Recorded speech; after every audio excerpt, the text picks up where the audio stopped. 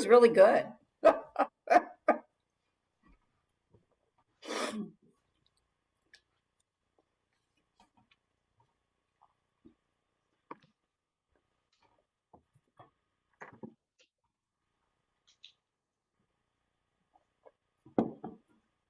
Good afternoon, everybody. Chair Harrington, we are live. Thank you, Ms. Niola. Welcome, everyone. There we go, bang. Gaveling in the Tuesday, January 25th, 2022, Washington County Board of Commissioners work session. This is Chair Catherine Harrington. I'm joined by Vice Chair Jerry Willie, Commissioners Pam Treese, Nafisa Fai, and Roy Rogers. We have a full complement today. So we'll dive right in. We do have a time certain presentation at 2:45. Board of Commissioner Communications, who would like to go first? Ms. Treese, you're unmuted. Did you want to go first? No? Okay. Who's next? Okay, I'll go. I've got my notes here from Megan, so I appreciate it. This week has been, last week was a busy week. They all seem to be, but short weeks are particularly difficult, I think. Welcome back, Chair. I hope your trip back east was good for you. Last week I met with the Homeless Plan Advisory Committee. It was the discussion was largely focused on the HPAC year 22 work planning exercise, and that gives us forward thinking as to what we want to accomplish in 2022. Lots of brainstorming, and it was a good meeting. I also met with Ken Kraft. This was at Commissioner Fai's introduction, and I appreciated that opportunity to learn about Hope of the Valley, the work that they're doing, the products that they use, and how we have the opportunity to know about this process in looking to our future in dealing with our houseless community. I attended the Reimagine Oregon meeting on Friday. And that the focus there was mostly, as we knew it was going to be, on the upcoming legislative session. So it was really focused on state level policies. I did get a chance to put a plug in for our advisory committee and the work that's going on there. And I also thanked Justice for his ongoing work with Ms. Tillman and their working relationship to changing some of the website issues. This week I met with, Jerry was there as well. It was with Congresswoman Bonamici. It was a Washington County leaders event. Lots of questions came up. There were legislators, there were school board members, there was superintendents, there were city council members. So it was a big group, but both Commissioner Willie and I got the opportunity to kind of put a plug in for the issues that we think are important. I talked a bit about houselessness and also childcare related issues. So that was my focus. And Commissioner Willie, I'll let you talk about some of the issues you talked about, or the one issue that you talked about. So I'll leave it like that.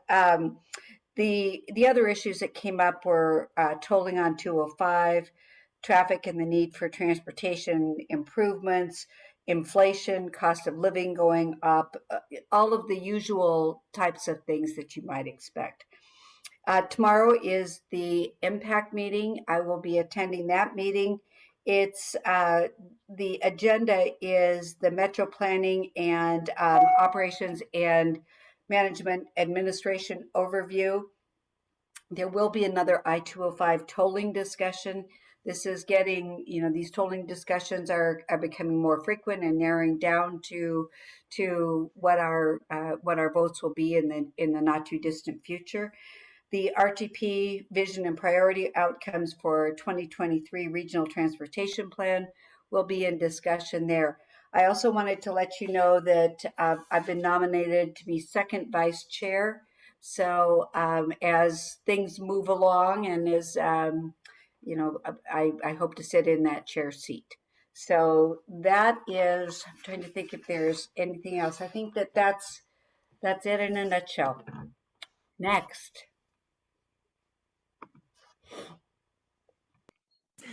I'll go, Jerry. I read your mind. Hello, everyone. Good afternoon. I just want to start off by thanking everyone for their flexibility. Last week, I had a family matter that came up, and I just appreciate your understanding and flexibility. I also just want to let everyone know that, even though I missed that Tuesday meeting, I did have time to catch up and watch the session on YouTube. In terms of the JPAC, what happened there, I agree with Commissioner Trees. There are a lot of conversation about the I-205 toll project and regional transportation plan amendment. And just to flag it for our board, that item will be coming to our board for discussion in February for inputs and discussion. So more to come from our staff. And Thursday last week, I hosted a District 1 town hall for the first one for this year as of January 2021. And normally we usually have Brenda and I have a topic, but this time we run it as an open forum and ask the community members to bring forward their ideas and concern. And we heard from folks who were interested in the current solid waste discussion. And the main takeaway from that conversation and concern discussion was that they were interested in continuing to have the service for those hard to recycle materials. That was the major takeaway. Majority of the neighbors and the idea that the street cannot be the waiting room for permanent housing was echoed. There's a real interest in our community to come together and find solutions that will improve people from street corners into housing. So that was really exciting and problem-solving conversation and inspiring. And coincidentally, the next day I had the opportunity to introduce Commissioner Trees and Commissioner Roy Rogers to the founder and the CEO for Hope of the Valley Rescue Mission. Hope of the Valley have been operating since 2009 and currently operates over 17 facilities, including 6 tiny home communities in California. I really think they're doing some exciting work and interesting, and I'm excited to share their stories with our colleagues. So we'll keep that discussion going with the rest of the board. I think that's all my updates, and I turn it back to you, Chair. Okay, Commissioner Willie, Commissioner Rogers. Yeah, I'll go ahead and I'll let Roy back clean up. Attended met with Brian Schimmel and the Washington County Emergency Task Force group that's in Forest Grove, which also includes the Forest Grove Foundation and the mayor and a few others. So got updated a little bit on that, and certainly how our SHS money is going to help with them do some things out there as well. So that project is moving on, and yeah, it's always good to get catch up there. Attended AVSAC, that's Aging and Veteran Services Advisory Council. They were talking about an LGBTQ older adult event that they're going to have in March, and certainly brought us up to date on their service equity plan. Attended PSCC, which is the Public Safety Coordinating Council, on Friday, and I always enjoy that group. They have a new chair now, and he's taken over and doing a great job. I mean, Lindsay Coppinger was our chair for, I don't know, 10 years or more, and she has finally decided to retire from that position, and so the new chair is doing a great job, and we always have lots of information about updates about the ESPD levy and a variety of other things.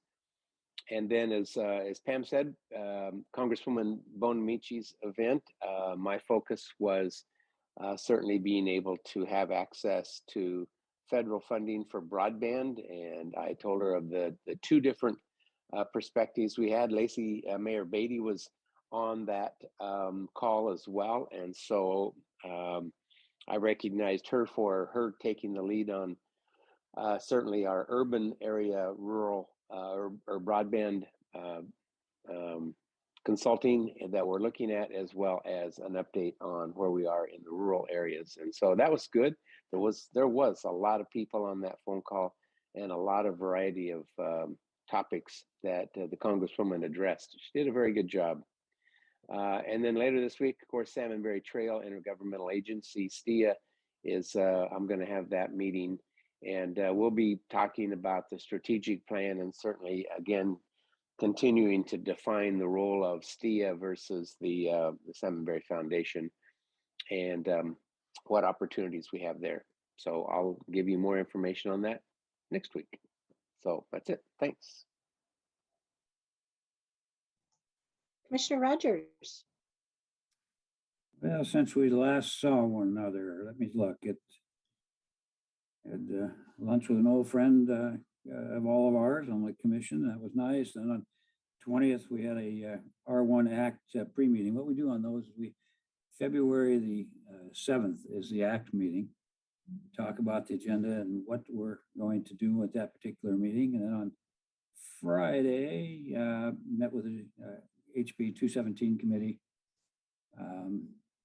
trying to determine what our priorities are. I emphasized mine, which are maybe a little different than some others. I would like to see some service enhancements versus just capital. And I understand the electrification of the fleet makes some sense, but there's a lot of folks who, are elderly, who are without service, and I'd like to see some service enhancements. And so that was a point that I was making at that meeting. I then met with Ken Kraft, and you've already heard about those meetings. I told him I think that they ought to look for a new director down there, because he's going on some kind of a march from the desert to I can't remember how far it was, but this guy sounds like a man of steel or something.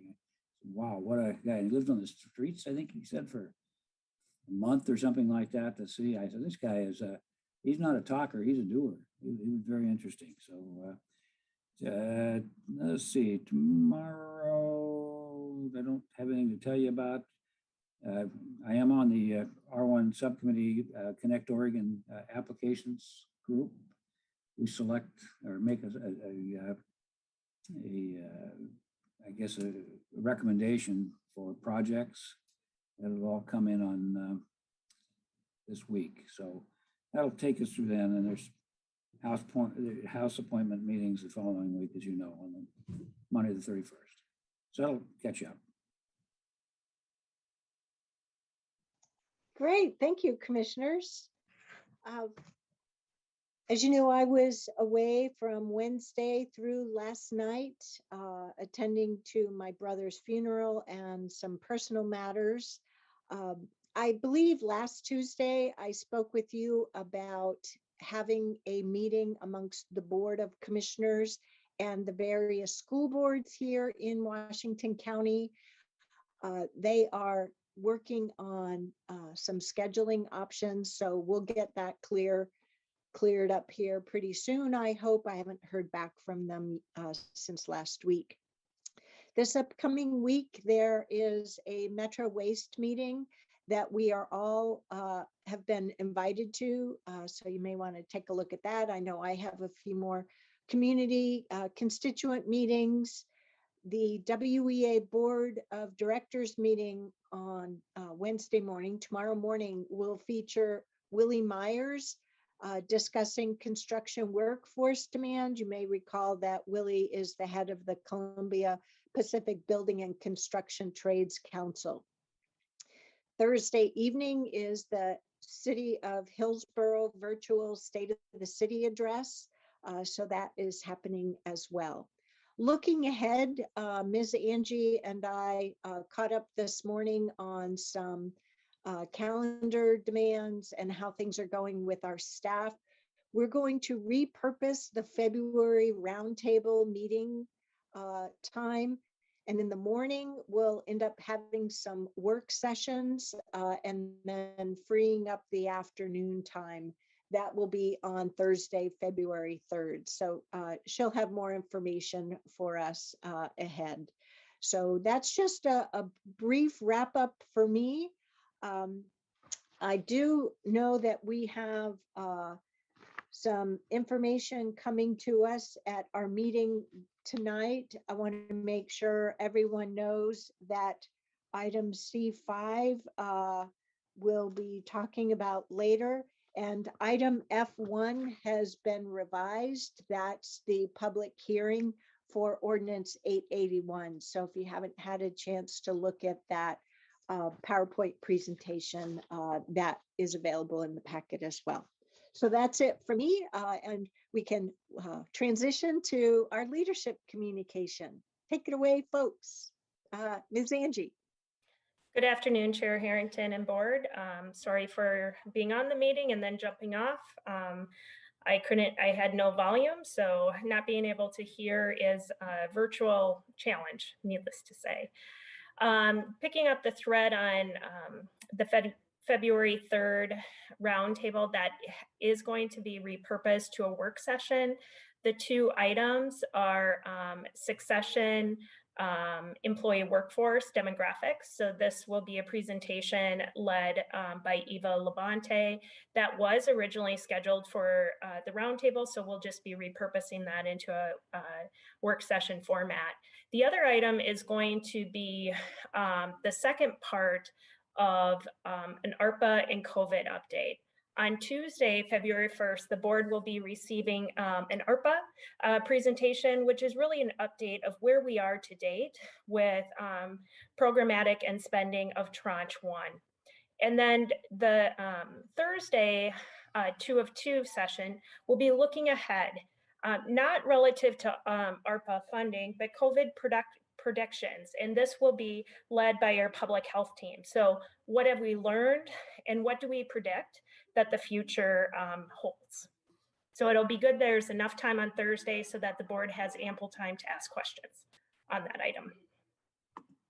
Okay, so let me just continue with COVID updates. Last week, I did send the board an email update, what I will call our shocking employee COVID statistics. And that was 85 employees to be off work with COVID. We now know this week there are 23 additional cases over that 85. We are not currently doing contact tracing, nor are so we're not fully tracking those numbers. So our HR team does feel that that number is probably higher. We have many employees, family members who are affected, and community members, as the board well knows. I am working with departments and our assistant county administrators to really look at the work that we're doing and what work can we really slow down at this time or pause to reflect the capacity constraints that we have as an organization. So we do need to continue to serve our essential services, and ensuring that our essential services are strong is a key focus.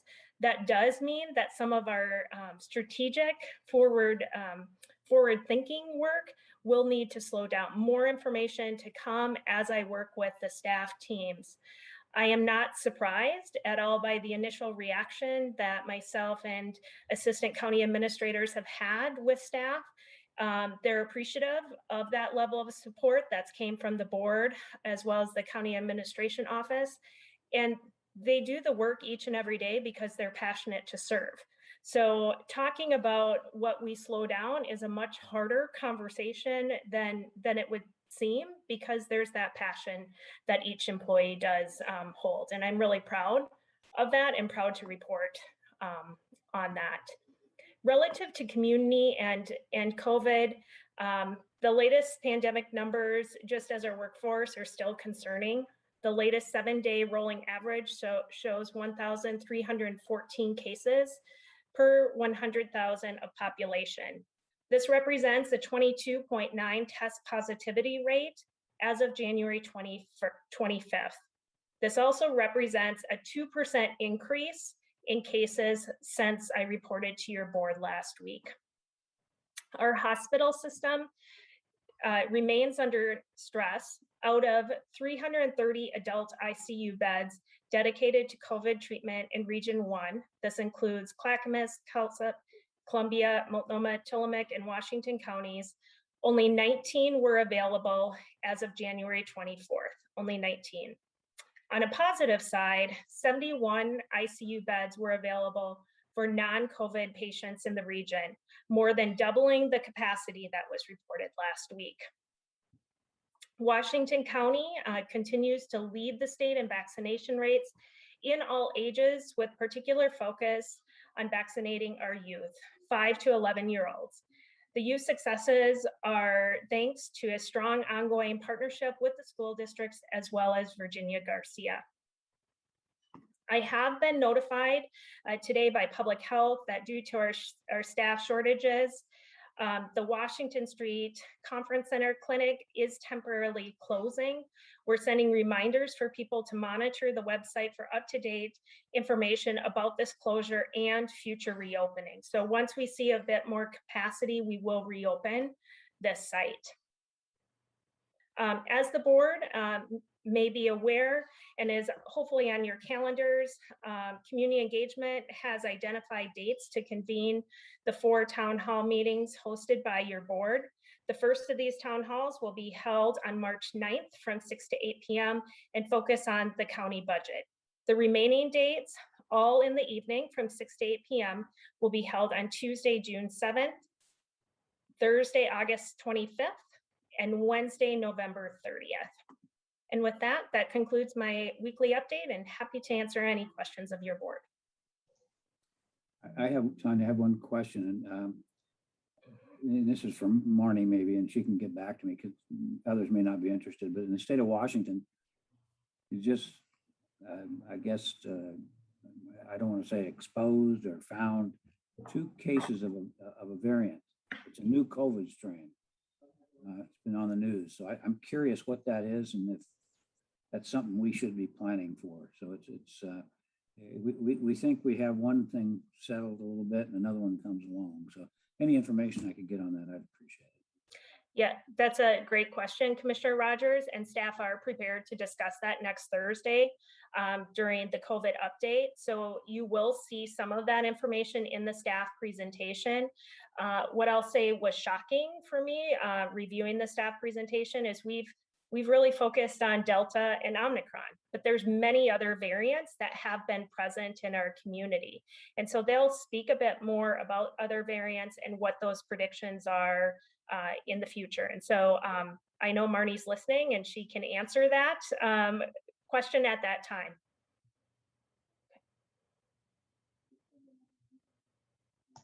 Any other board questions for Ms. Angie? Nope, seeing no mute use or unmute use. Mr. Carr. Thank you, Chair. I have nothing this afternoon.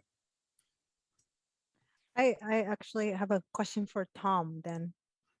I think, let me look at the item. Sorry, I should have been more You may prepared. recall that we're having an executive session a little later that does relate to one of the items on On the evening. consent agenda. Yep, Okay, yeah, okay, never mind then. Okay, thank you so much. yeah, Thank I you. hope that helped. Great. Ms. Taniguchi Dennis, Clean Water Services, how are things going? Thank you, Chair Harrington, and our deepest condolences to you and your family.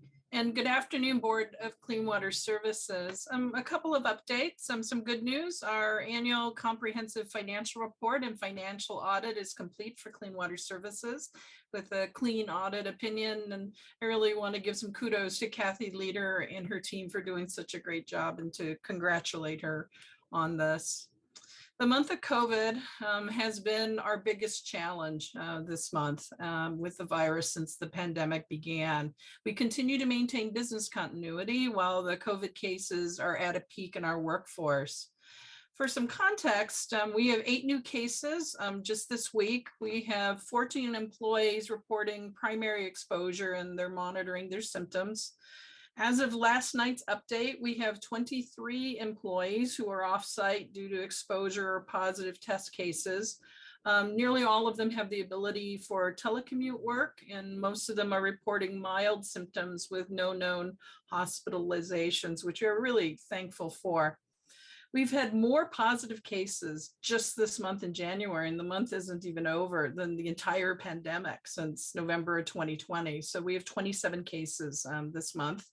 The previous peak was in September with 5 positive cases. You can see how the Omicron variant is impacting us like everybody else. We've had a total of 48 cases through the entire pandemic. So that's roughly 12% of our workforce has been impacted by the virus. I want to commend the team at Clean Water Services. They're all really focused on getting back to work as soon as they're done with taking care of themselves and their families. And this dedication to mission, even in this pandemic, is why this team delivers on such a high level of performance. And I'm very proud of them and thankful for them. On a related note, the most recent COVID sampling data through January 19th provides some potential good news. Dr. Blake Layton manages our virology lab in the projects, and the board got to visit with her over at Ripple. She says that we seem to be hitting a plateau at a peak with the sewer measurement of the virus data at all of our treatment plants. So it's a good sign. We're not seeing exponential growth in concentrations, and this has been the signal change that we've been looking for. So we'll continue to monitor, and we'll look to see when concentrations begin declining in the wastewater, and that's a good light for the end of a tunnel. She's had several recent interviews about our research program at KPTV, PDX Monthly, and yesterday with Kex Radio. So I really want to commend Blythe on her great work.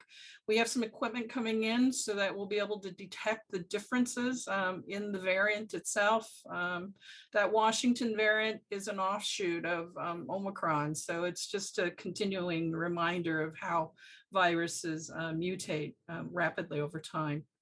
But we'll continue to monitor, and I hope I can bring you some great news next week.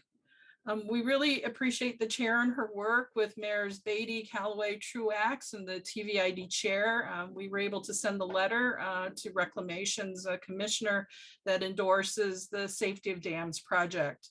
And our federal delegation, who we've been working closely with, has also been copied on this. So that was a very successful work that the team did. We met with the Clean Water Institute board on Monday, and we discussed the business model so that it can be re-incubated and in alignment with our Ripple programs that was outlined in the Blueprint for Innovation. So that work has begun. Last night, we met with VCOM, the wastewater utility in Vientiane, Laos, that we've been partnered with. There was the US Embassy in Laos that was there, the State Department staff, and also the ASEAN program team was there. So we virtually shared our watershed-based approach with showcasing the work of Raj Kapoor and our digital solutions monitoring program in the watershed with the work of Dr. Ting Liu. And we were really proud of the work that they've done, and Vientiane was real interested. So what's going to happen next is we're going to schedule another virtual meeting in February. A team of 4 from Clean Water Services has been invited to meet VCOMs at the Singapore International Water Week and to visit Vientiane, Laos in April. But we'll just have to see how the pandemic continues to unfold. But the State Department feels optimistic. So we'll be talking with the board, and all of those costs for travel and et cetera are covered as part of this program. Then VCOMs will be traveling to WEFTEC in October to meet with us. Hopefully we'll get to see them and in person, and then they'll be visiting us here in Hillsborough, and we're really looking forward to that. But that concludes my update for this week. Thank you. If I could just add a little bit to the CWS report, in addition to the safety of dams letter, we did receive from the Bureau of Reclamation the Tualatin Joint Project EIS, Environmental Impact Statement, MOU, Memorandum of Understanding, termination letter or notice of termination to close out that project. So just tying up all the loose ends on all of this. So that has been received, and staff is following up on all of that. So. And Roy, yes, the other day was teasing me about my little cover girl. Oh, you stole it. Okay, go ahead. No, you go ahead and tell. No. I'm glad you're admitting to it. So it's the second time. It's the second one you've been on. Different one this time. I'm a shy cover girl, but they featured Clean Water Services and my work in the water sector with the Treatment Plant Operator magazine, which is an important magazine for the utility operators. But yeah, the team did a great job, and they were really excited to share with everyone the work that they're doing. Now, Diane, I've seen it, but maybe the rest of the board isn't. They should see it. That's a national, and in fact, international. People know that. You're on the cover, and that's a great article inside regarding clean water. So congratulations. I mean, it's well deserved. Well, be sure to share the link to the online version. Mm-hmm. They're doing it with the Privy Council, Mark and the team. So thank you. Well, that's terrific. It looks like we're just a few minutes ahead so far. Is there anything else from the board or leadership at this time before we kick off with the next topic? And I see that some folks are being brought into the meeting. So I'll ask Sheriff Garrett to ensure we have both Jonathan Wender and Denise Rodriguez from Polo Solutions. And if there's anyone else you would like to ensure is moved from the attendees list up to panelist, please let Anna know. Good afternoon, Chair. Thank you. I think we have all we need. So I'll turn it over to you. Thank you. Good afternoon, Chair Harrington, Commissioners. I'm Sheriff Pat Garrett, and I'm here today with Dr. Jonathan Wender, who is the President and CEO of Polo Solutions. He has 20 years of public safety experience as a public safety officer and also as a social scientist. With him is Denise Rodriguez, a nationally recognized expert in police reform and accountability, and she's a senior program analyst with Polo Solutions. Slide, please. I will soon hand the baton over to Dr. Wender and Ms. Rodriguez, but it's worth reviewing that, summer of 2020, we conducted a competitive process to find national experts in police use of force to conduct an independent review of our use of force policies, procedures, training, operational administrative matters, really in order to ensure that we were aligned with best practices. And if we were aligned, it's still enormously valuable because we would be more strongly aligned as a result of that review and the outcomes of that review. We believed that it would facilitate a deeper engagement with internal and external stakeholders about police use of force, which is probably the most consequential action, right, police undertake. And it's enormously important in the community. And when you build community trust, to do that in a way that minimizes force, is thoughtful about when that force is used, it's proportional, et cetera. And to foster community trust and safety. It aligns with our vision, and it also supports our commitment to be a learning organization focused on continuous improvement. I also think it's noteworthy to just say out loud that an independent review like this has never been done before at the Sheriff's Office. And we took it upon ourselves and just just took the initiative to make this happen for our community and for our organization. And with that, I would ask to advance the slide, and I would invite Dr. Winder and Ms. Rodriguez.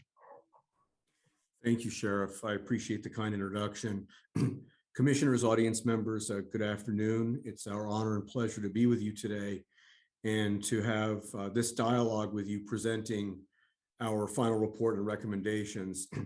I'm going to take you through a few slides, hand the baton off to Denise, but I think the most important part of our presentation today will be the dialogue that we hope will follow the presentation and set conditions for what we are confident will be a productive process involving you, the Sheriff's Office, and diverse members of the community. Next slide, please. Before I go into the report, I just want to give you a little bit of background on Polo Solutions, on me and Denise and the other members of our team. I think it's important for you to know a little bit about the folks with whom you entrusted this critical project and the taxpayers' hard-earned money. We're a national technology research and training company, and we love what we do, and I choose the word with care. We are deeply committed to the idea that trust is safety and safety is trust. We are a diverse team of folks with backgrounds in science, technology, policing, and a range of other fields. And we work as hard as we can to try to figure out how to develop rock solid science-based solutions to help communities build trust and safety. We're passionate about what we do, and we're most interested in trying to build and implement programs that allow serious, sustainable reform. And you'll hear me talk a little bit later about what I call the police reform merry-go-round, where there is a quick, spasmodic, and I would say sometimes theatrical response to crisis, which inevitably evaporates into the ether. Denise and I and our entire team have been delighted that Washington County does not fall into that category. We've been impressed with the energy, tenacity, and vision that we've seen and are encouraged that conditions are right in Washington County for continued evolution of an already very strong agency. Next slide, please. A bit about me. Before I say anything else, I want to say unequivocally and on the record, any errors, omissions, problems with this report are my fault and my fault alone. So if anything in here you don't like or disagree with or think is incorrect or inaccurate, that's Jonathan Winder's fault. I usually describe myself as a philosopher cop. I have a deep passion for what happens when people see each other face to face. I'm especially interested in situations where risk is high and trust is low. I spent 20 years as a police officer in the Seattle area. And as a social scientist, I'm interested in understanding on a larger scale how to improve face-to-face interactions.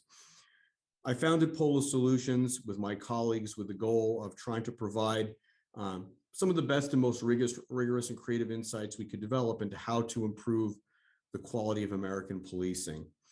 I'm going to yield to Denise to introduce herself, and then I'll talk a bit about the folks on our team who are not with us this evening. Denise, the floor is yours. Thanks, Jonathan. So again, my name is Denise Rodriguez. A bit of my background. So in addition to working alongside Jonathan on a couple of projects like this one, I'm currently the Chief Deputy Monitor on the Puerto Rico Consent Decree.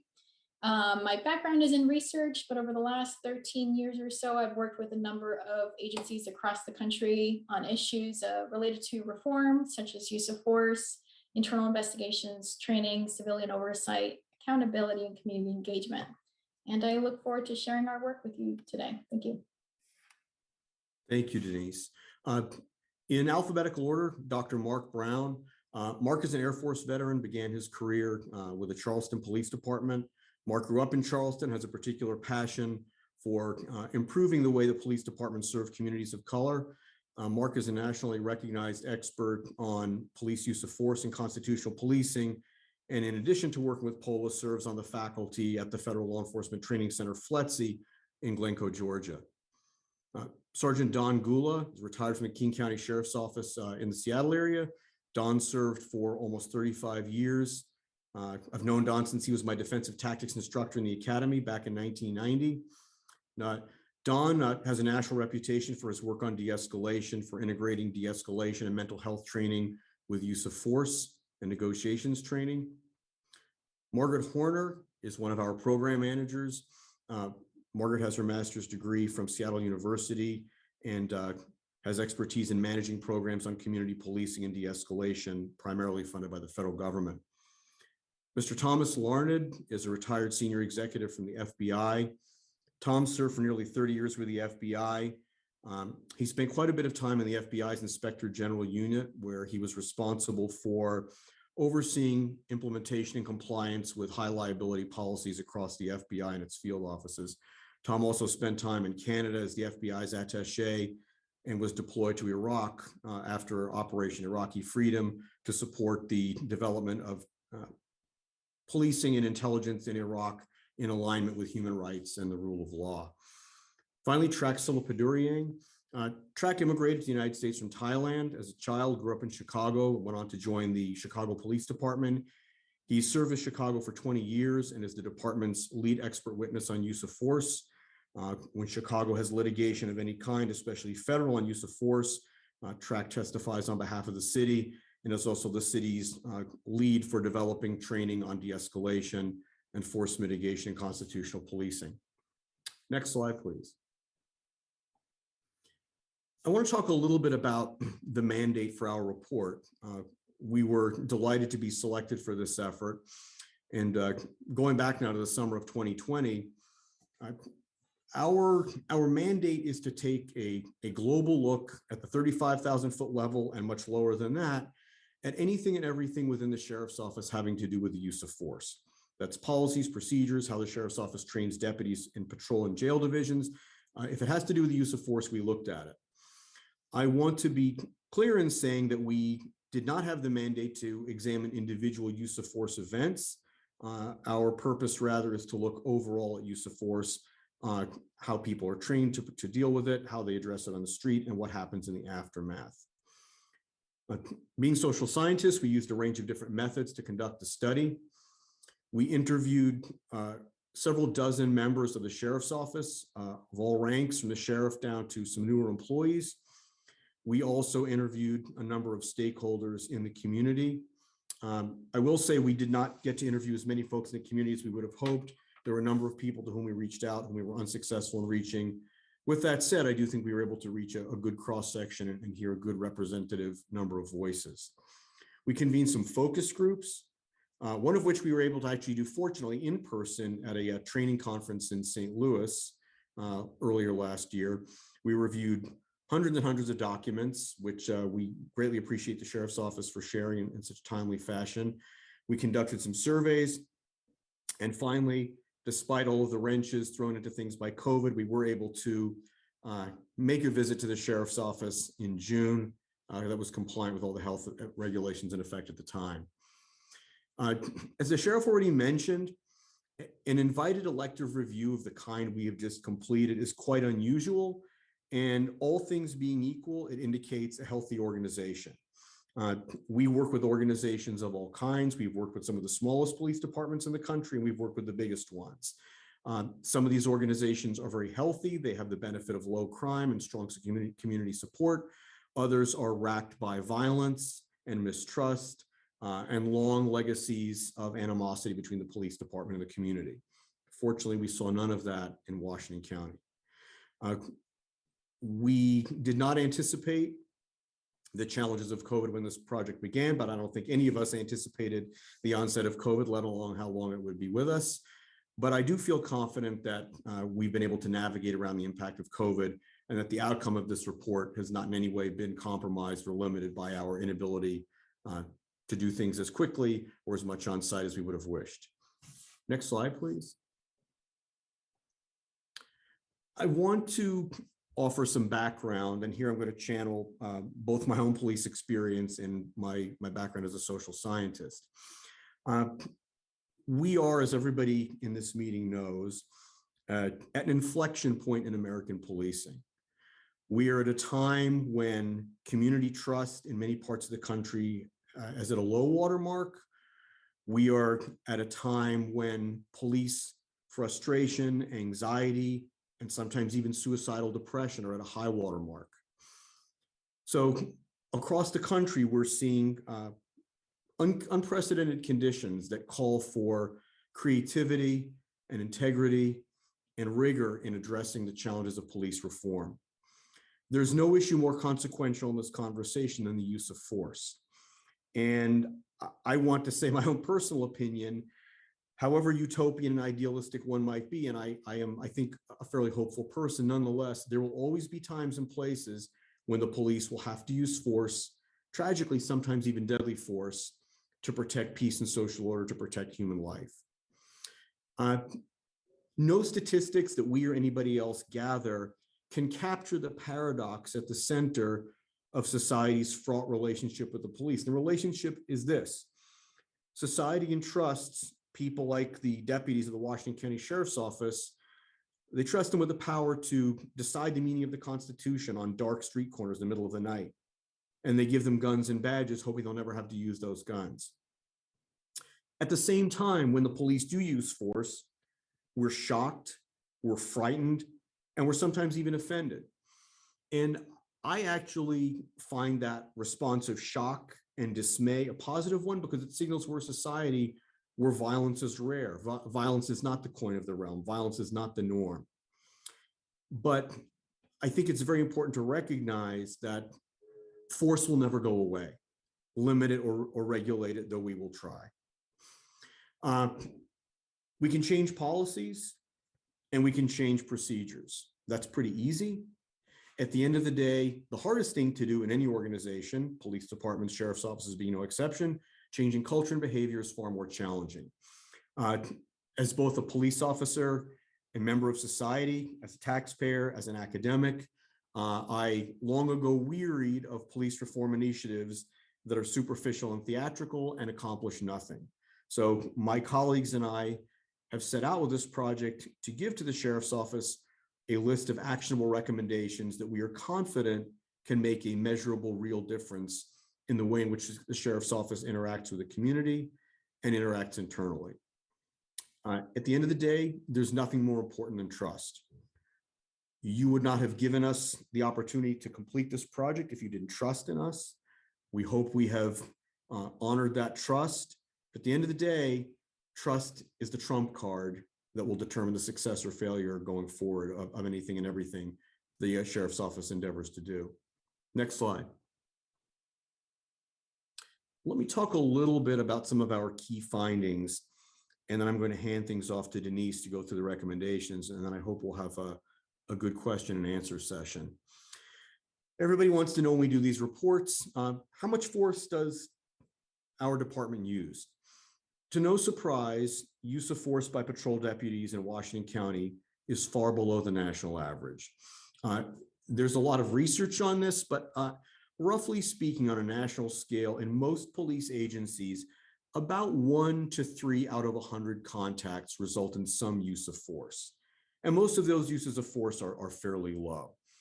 In Washington County, deputies use force about once out of every 250 or 260 contacts. So that's about 0.4%.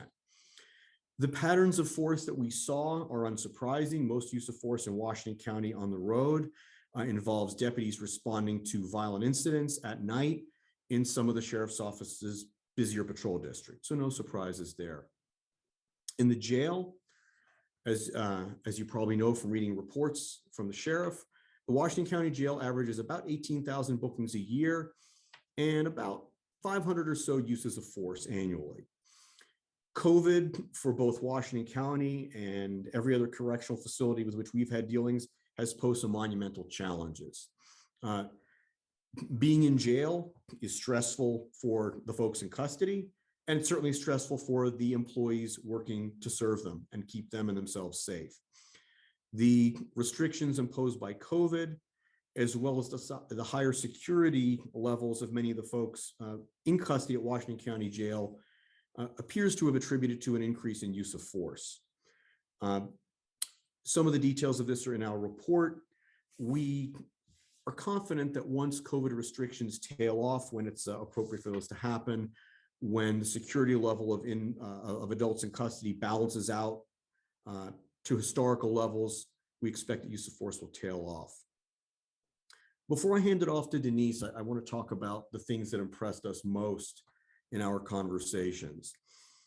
As I mentioned earlier, and again, it's no surprise to any of you, the level of tension between law enforcement and communities is at an all-time high. And sadly, we're accustomed to hearing when we travel around the country a lot of anger and resentment and animosity from law enforcement officers who wonder aloud why they're enduring the animosity, anger from communities that they are. I have to say, and I've talked to many, many departments all around the country for many years, I'm hard pressed to think of an agency where deputies were as positive in their attitude toward the community. Time and time again, deputies spoke in admiring terms and gracious terms of the community and of what they think the community thinks of them and of what they think of the community. We heard anecdotes about deputies being off duty, running into people whom they put in jail, and being introduced to family members and having hands shaken. I'm not trying to sugarcoat tensions. I'm not trying to sugarcoat mistrust, but all things being equal, from what we saw, both the sheriff's office and the community have conditions favorable to implement and sustain reform. And with strong trust, all is possible. That's true in individual relationships. It's true in relationships between law enforcement agencies and communities. The greatest impediment to change is culture. And we've laid out in some detail where we think the sheriff's office can go in trying to take an agency level and frankly, even a national level role in setting standards for cultural change. So with those general background remarks in mind, I'm going to turn the floor over to Denise for a review of our recommendations. Denise, the floor is yours. Thank you. Thanks, Jonathan. Can we go to the next slide? All right, so we developed 71 recommendations in 6 categories. These were use of force policy, use of force data analysis and tracking, use of force accountability, general operations, training and education, and use of force training. Each of these recommendations that we made varied in complexity, urgency, and cost, and that is what plays a big role in the next steps after our report is released and in prioritizing each of those recommendations. So next slide. A couple core things to highlight when we talk about our recommendations, and these are some of the underlying themes across many of the recommendations we made. Building a culture of necessity versus culture of permissibility. Now, this is something that many agencies across the country are grappling with. The idea of moving away from using force because it is allowed or permissible by law and policy to only using force when it is necessary. This is a culture shift in policing, and we're seeing it across the country. And like we mentioned before, we do see that the sheriff's office, their organizational values and their vision provide the foundation for making this cultural shift. Sanctity and dignity of human life as a practical foundation for use of force. This is something that should be weaved into all aspects of use of force, from policy to training to reviewing incidents of use of force. Some of the more pivotal recommendations in our report revolve around improvements to the use of force and other related policies. Another core highlight we recommend is systematically improving each deputy's capacity for adaptive decision-making. This is training deputies to slow down situations, empowering them to assess, lead, and evaluate each incident. Though we understand that not all incidents allow for this, training to this skill improves the deputy's ability to do this quickly and more successfully. Another theme we want to highlight as well was the importance of using data to identify, analyze, and repeat patterns of success. Using use of force data, complaint data, as well as other data like body-worn camera footage is also important to creating a learning agency. And analyzing this data helps the agency determine if changes to policy or training are needed to address any underlying organizational issues. Next slide. So a couple of the key recommendations from our report. Again, our report is rather lengthy, so please take a look at the full report for all of the detail on our recommendations. This is just a quick overview. So what Jonathan and I would call the most important recommendation is to work purposefully to build trust on every contact. The foundation for this is already part of the Sheriff's Office vision, but reinforcing this in policy, training, and practice will ultimately lead to the shift in the culture of the agency. We're also recommending that as the Washington County Sheriff's Office begins to implement these recommendations, that they work closely with both internal and external stakeholders, so both officers and the community to gather input and work towards implementing some of the recommendations. These efforts should be transparent, and the sheriff's office should also ensure that any changes they make are sustainable in the long run. So things like cost, training, staffing, etc., need to be considerations in the discussion and in developing the plan and strategy for implementing the recommendations. Another item I bring up to agencies is the importance of institutionalizing these changes in policy. This ensures continuity even where there are changes in leadership. The ultimate goal is to avoid, as Jonathan likes to call it, the police reform merry-go-round. We don't want the sheriff's office or its community to be back here in need of another evaluation in 2 to 3 years. So before I pass it back to Jonathan for Q&A, I do just want to reiterate something that was said at the beginning of the presentation, and Jonathan reiterated it. So I've worked with several police agencies on reform issues, and it certainly has been refreshing for me to work with an agency that has been open to having an honest and sometimes tough conversation around what needs to change and how they could improve. This willingness to look internally, even when it may be a little painful, goes a long way in terms of changing the culture of an agency and increasing accountability. Jonathan, I'll pass it off to you to facilitate Q&A. Thanks, Denise. So I'm just going to offer a few more quick remarks, and then we're really looking forward to your questions. We have some suggested questions here. We would like to clarify what we can explain better. We'd love to hear what we missed. We want to know how we can help. And really the capstone of all of this will be 2 workshops, one internal for the sheriff's office and one with community stakeholders. To go back to where I began, we've truly been impressed by the level of candor and idealism within the sheriff's office. I always tell people I think you get to make fun of any group to which you belong. So I make fun of cops, I make fun of academics, and I make fun of guys from New Jersey who talk too much. But I do want to say that in police departments, cops can be backbiting, they can be backstabbing, they can gossip, they can complain. We saw none of that at the sheriff's office. Our interviews were confidential, they were anonymous. Even in those conversations, we heard dissent, we heard disagreement, we heard criticism, but it was always respectful. And that signals to me that conditions are ripe for positive change. The road ahead is not easy, but all things being equal, it's certainly easier for the Washington County Sheriff's Office than it is for some of the other agencies we work with that are sometimes under federal consent decree, that are facing rampant violence, a massive exodus of personnel, and a range of other issues. So without further ado, I'm going to listen for your questions, and hopefully Denise and I can answer them. Any that are outside our purview, we will respectfully ask the sheriff to answer for us. Sheriff Garrett, before I go through the first round for all 5 of us to ask questions or make comments, is there anything you would like to highlight for us? Thank you for asking, Chair Harrington. I just want to highlight our staff. They leaned into this project. They're like, hey, let's do it. Let's bring in this group. Let's show them what we got. Let's find out where we're strong and where we need to improve. And they were fearless about that. And even now, as we have implemented our first deadline for a run through of the recommendations for that first list of where should we focus our energies first, we're getting some terrific feedback. So I just want to compliment them for their courage to be good partners in this effort. We learned they're already hitting the mark in some.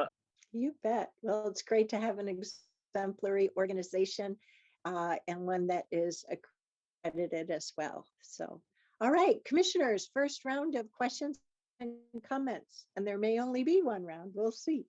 Who would like to go first? Go ahead, Commissioner Willie. Yeah, thank you, Sheriff, and certainly Jonathan and the team.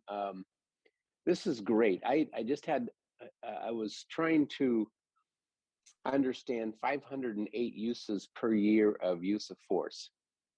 So could you give me a little bit more clear definition of what activity falls into a use of force versus what doesn't?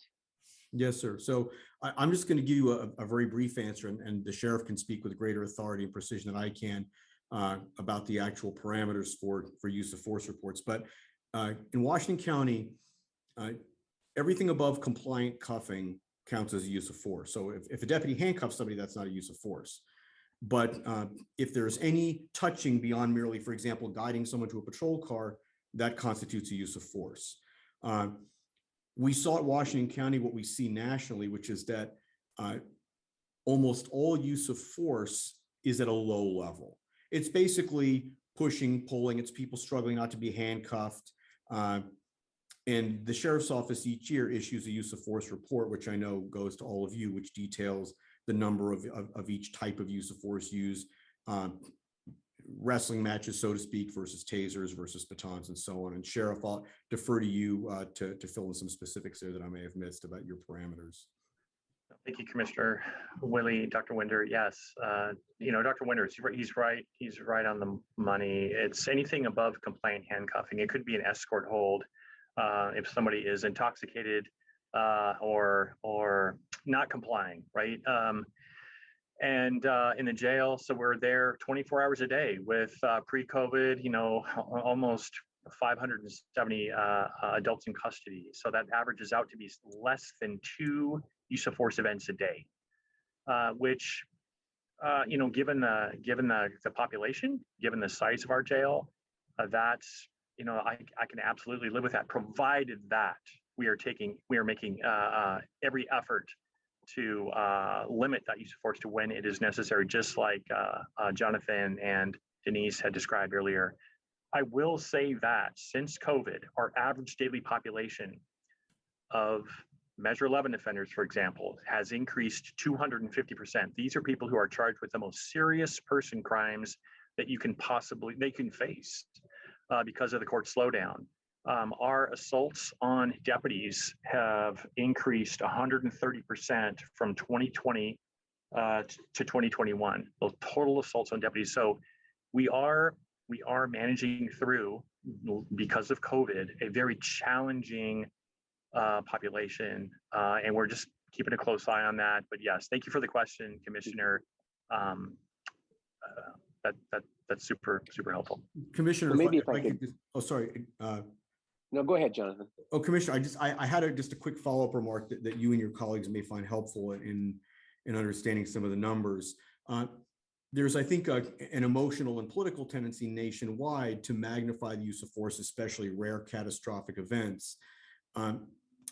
What we try to do is ask not just why they're catastrophic failures, but why most of the time, almost all the time, officers do the right thing. They get it right.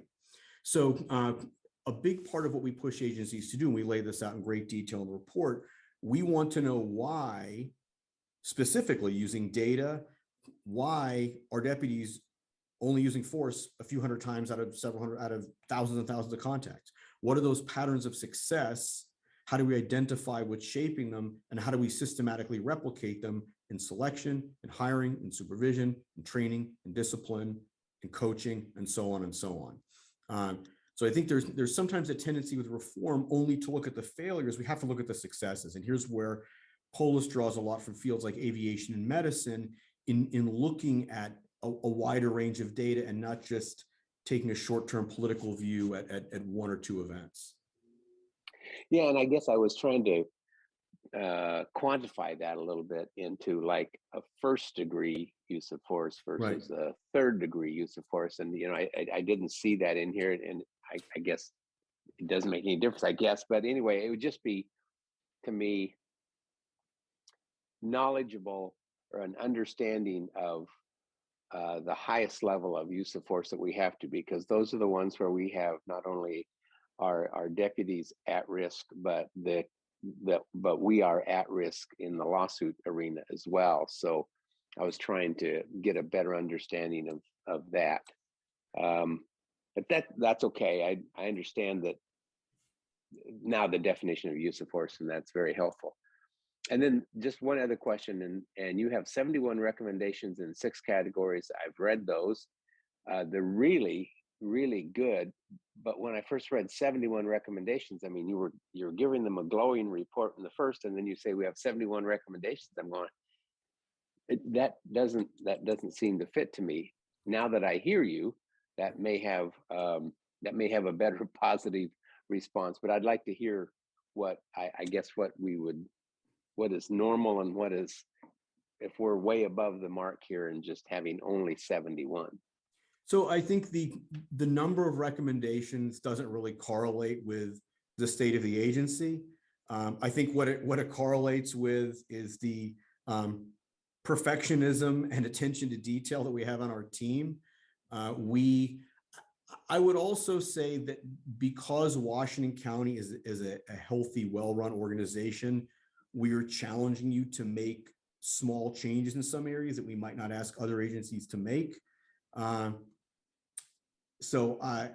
I wouldn't look for any underlying significance in the number of recommendations. It's simply, as we looked across the organization, those are the things that we would recommend doing. And as Denise mentioned, the recommendations vary in urgency and cost. There are some things that we really think should be done. There are other things that would be nice to do, but we recognize it may take more time and more money and more deliberation. And Denise, I don't know if you have any further thoughts around that. Thanks, Jonathan. And so I completely agree that we shouldn't necessarily make that correlation with like, oh, you've got 71 recommendations. That means the agency needs a lot of work. And I think in this instance, from our perspective, it was more about bringing the agency in line with best practices that are occurring across the country. And as we've seen over the last year or so, a lot of that is boosting use of force policies to include duty to intervene, duty to report. A lot of those pieces were what we recommended that the agency include in their policies that wasn't already there. So much of that, again, is just bringing in line their policies, their training practices, the way use of force are reported and tracked up to promising police practices.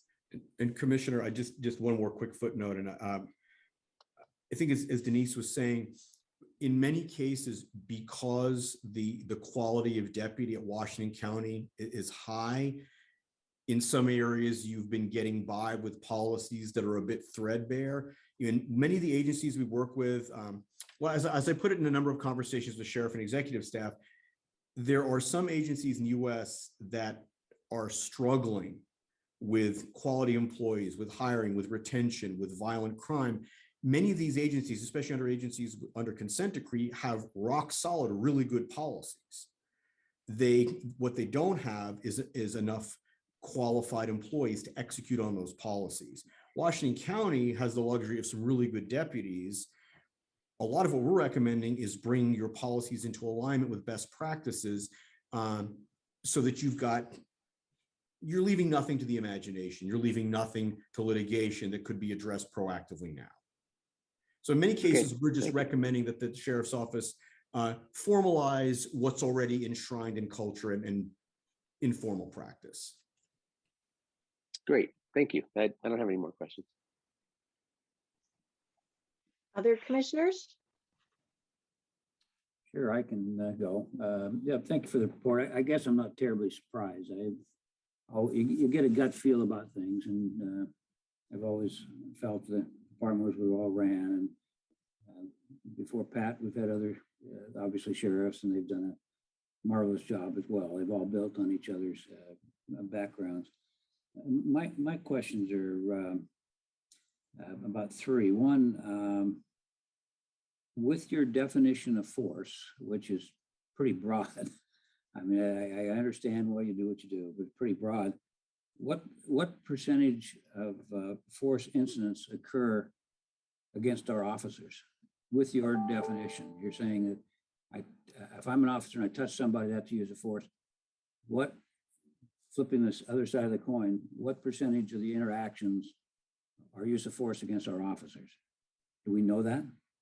So, Commissioner, I believe we do, and I know that we reviewed the sheriff's office's annual reviews of use of force of the hundreds of documents we received. Those annual summaries were among them, and those reports list in detail levels of resistance against deputies. And Sheriff, I would defer to you, sir, for particulars on that.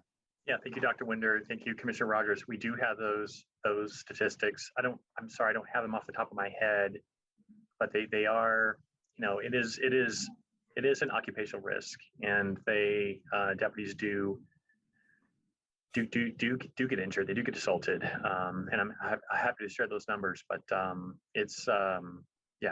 we have those numbers. Yeah, it might be helpful, Pat, because it, as you know, oftentimes what I've seen of your officers and other officers in other departments, that's an initiated reaction to somebody else who starts an interaction. So, when one says, well, we have all these use of force, my suspicion that it's at least as many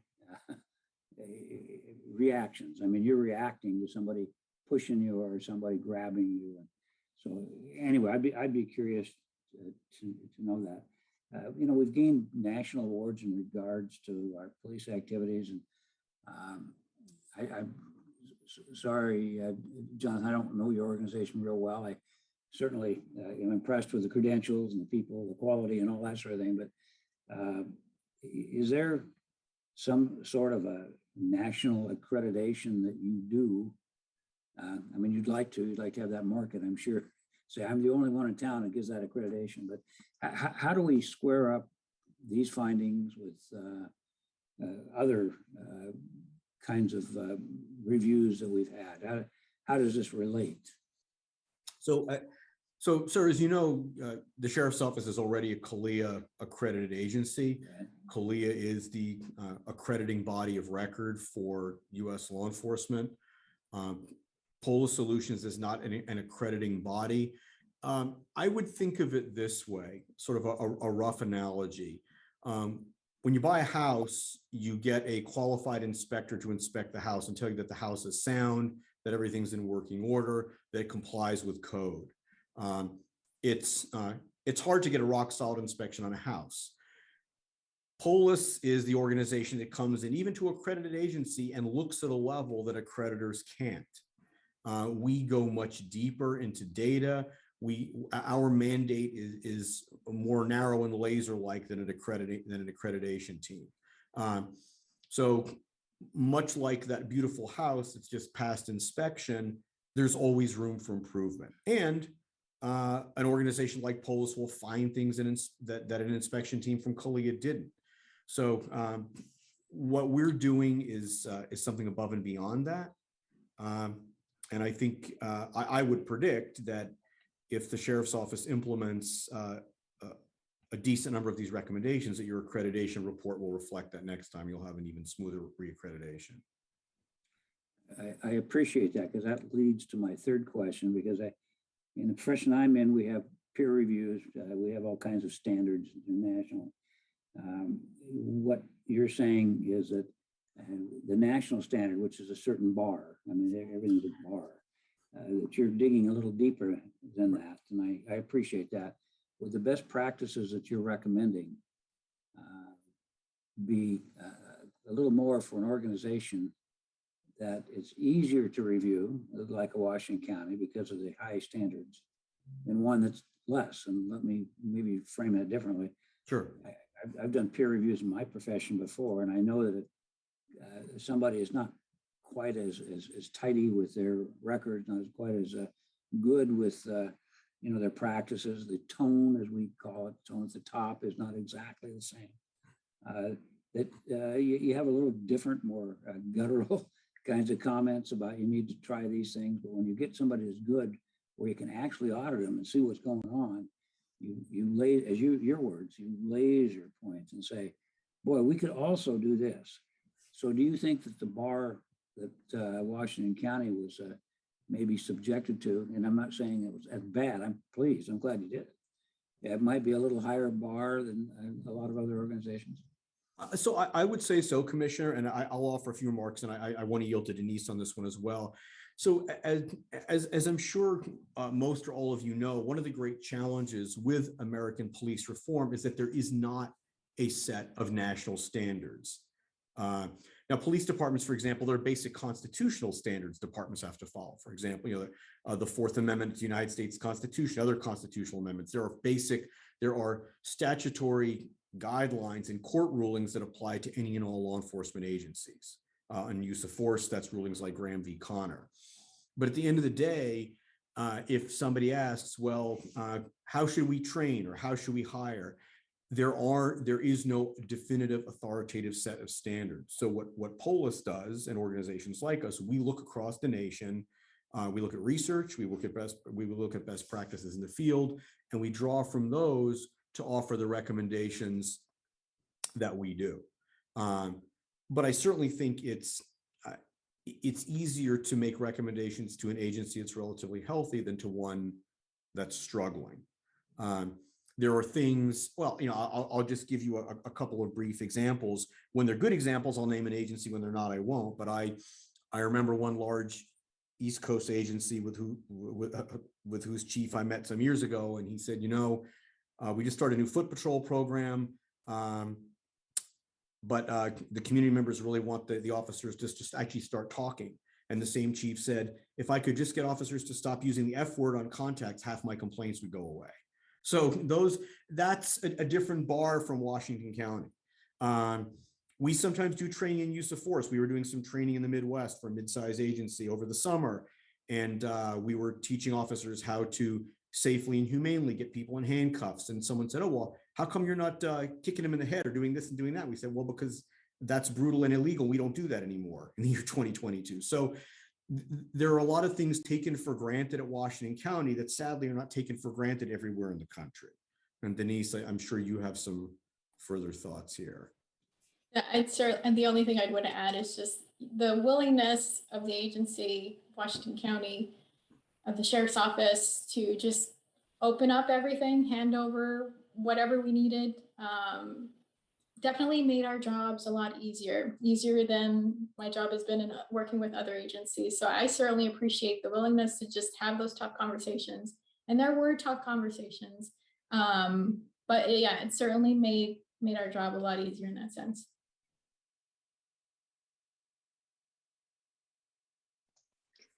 Thank you, Commissioner Rogers. Commissioner Treese, go ahead. There. Thank you very much for the presentation. It's been really interesting and quite comprehensive. Can you talk to me or to all of us a little bit more about the community workshop? What, I know it's to be determined, but what are your concepts there? What have your experiences been? And what is the goal? So Commissioner, thank you for the question. And I'm going to begin with your last point. Before we even started this project, as Denise, I already knew what our primary recommendation would be. And that recommendation is to deliberately and purposefully leverage every single contact as a way to build trust. I told Sheriff Garrett, I've told every police chief or sheriff I've ever worked with, it doesn't matter if you have a halo above your head, if you're the best chief or sheriff to ever walk the face of the earth, community trust in your agency is no better than your worst employee's last contact. That's where the bar sits. So what we want to do is take an opportunity with the community to bring together a diverse group of stakeholders, people, some of whom like the sheriff's office, some of whom don't, because it's especially important to get skeptics on side. It's very easy to get your cheerleaders in a room and to get them to nod and clap in approval. But as everybody on this call knows, whether it's Washington County or any other organization you've ever worked with, it's the skeptics you need to win over and whose trust you need to earn and keep.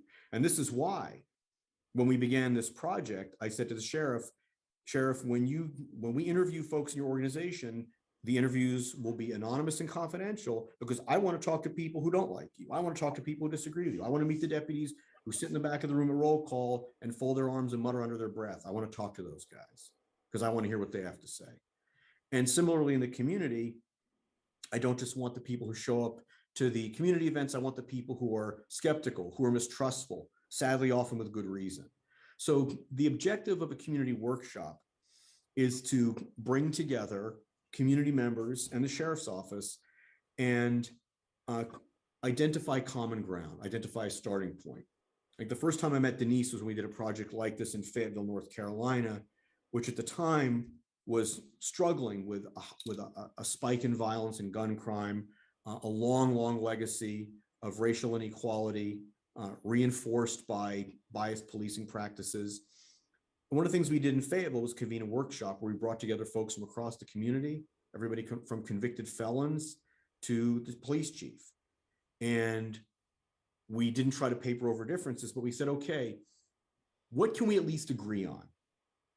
Acknowledging each other's strengths and weaknesses, what can we agree on?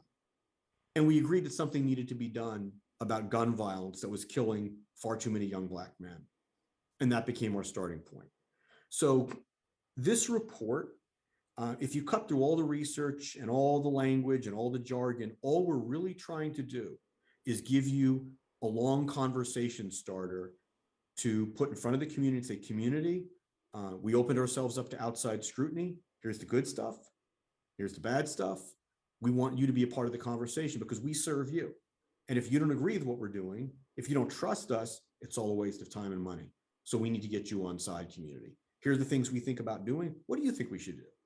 Looking at this report, what do you think we should do first and how should we do it? It's also an opportunity to educate. It's an opportunity to explain to the community why police work occurs the way it does. I always tell people I think police cars should be gray. They shouldn't be black and white because very, very little in policing is black and white. If policing were a matter of simple yes, no questions, I would be unemployed. It's murky, it's ambiguous, and it's tough. But getting the community involved is critical because when the relationship between the community is strong, when critical incidents occur, you've got money in the bank. And so it's building trust now is not only the right thing to do, it's in effect giving you an insurance policy. So when that next shooting occurs, when that next controversial incident occurs, people will say, you know what? I trust Sheriff Garrett and his deputies. They're okay men and women. They're good folks. Last time I got pulled over, I'm mad I got a ticket, but the deputy was kind of cool. Last time I was in jail, you know, I was really mad I went to jail, but the deputy really listened to me, treated me with respect and dignity. So I bet the deputies were doing the right thing. That's what we're trying to do, is create a formal opportunity for building trust. Thank you. I appreciate that, and I'm just reflecting on the, on the issues that we've had and region wide in this community, and really thinking about how we can make sure that any community outreach is effective. We're getting, the community voices across the board, how we approach from the standpoint of equity and inclusion, those types of issues. It is a challenge. We had a number of conversations with the sheriff around this issue.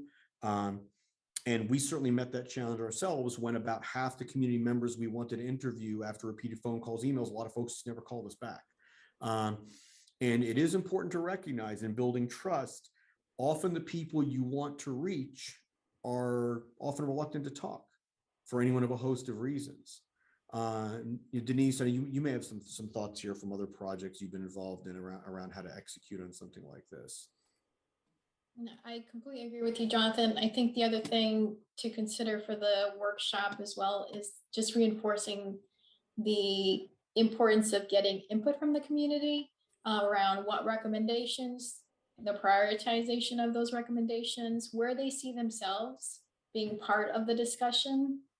So that workshop will hopefully start that conversation so that the sheriff can just take things from there and start moving on next steps, engaging folks where they need to be engaged. But certainly, I think that's a big part of the implementation, the sustainability of the recommendations. Thank you. And like I said, I'm just, and Sheriff Garrett, I'm certain that your intention is to work with all the advisory committees that you have in place and currently, and with the equity office and all those folks as well. And I just want to make sure that we're proceeding with respect to the community and to our sheriff's office at the same time. And Commissioner, I'm sure, you know, I chose a team for this project that I think are some of the best and brightest in the country. You know, I'm enormously proud of the folks on our team.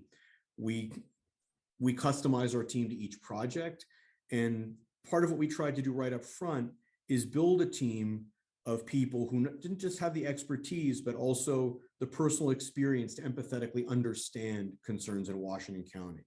So in addition to being experts, the folks on this team get it, whether as street cops or members of various groups of humanity. We understand, and I think we want this report has to be credible at the public level, and we've tried to walk that tightrope. Because of course, if you know, we don't want, you know, we can't be cheerleaders for sheriff's office, nor can we be irrational critics. Thank you. We need to be mindful of the time. Commissioner Fye, how about you? Thank you, Chair Harrington. Thank you, Dr. Winder and Ms. Rodriguez and Sheriff Garrett. This is a great report, and I really appreciated this conversation, and I think it was really inspiring and really positive conversation, and I hope a lot of community tune in, or we can get the this portion of the conversation to spread it out and put it on our social media. Usually conversations around law enforcement, it's not, I haven't seen this inspiration of and the dynamics of how we address the positive and the negatives of law enforcement. I have two questions, maybe not two questions, but I'm interested to hear more of your take on two areas. Use of force on data analysis in the tracking section, and then also use of force of the internal accountability section. And I'm interested to see if you saw, you know, if you disaggregated that data for demographics, first of all, and then if you saw a disparity in the, you know, for one, the recipients of use of force. I'm really just interested in see if there's any of that. And I think community and folks listening in will really benefit your take on that. And then also the same for the internal accountability piece, you know, of that, if there was disparity of folks who, you know, were recipients of use of force, how many of that were held accountable? So those are two questions, and I'll mute myself because my kid is right here listening. Thank you, Commissioner. As a parent, I certainly understand. So we, as far as racial or other demographic disparities in force, we relied on the sheriff's office's own collected data and self-reported data. In that data, we did not notice any disparities. The use of force data closely aligns with the demographics of Washington County. And so we did not notice any troubling trends that follow racial or other demographic lines. And Denise, I don't know if you had any further thoughts on that, because I know you worked a lot on that section of the report. Yeah, so I agree. I do think, again, one of our recommendations is just for the agency to improve its the analysis, the reporting, tracking, and use of force. So digging deeper into that issue is something that definitely the agency will be able to better do once they implement that recommendation.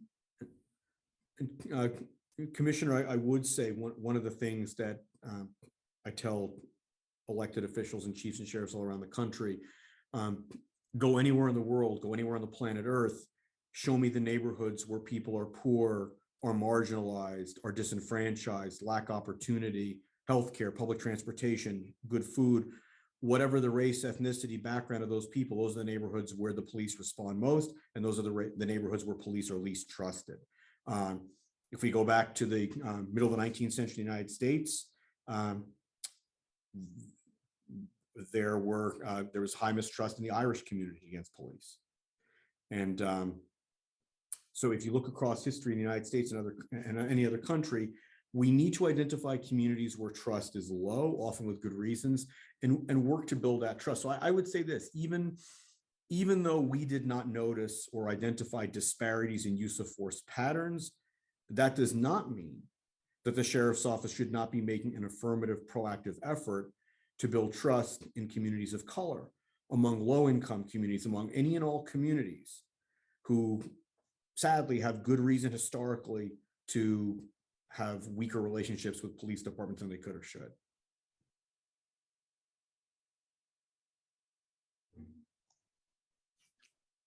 Anything else, Commissioner Fye? Sheriff Garrett has his hand up. Thank you, Chair Harrington. Thank you, Commissioner Fye. Our enforcement use of force report, which we publish annually, is very comprehensive.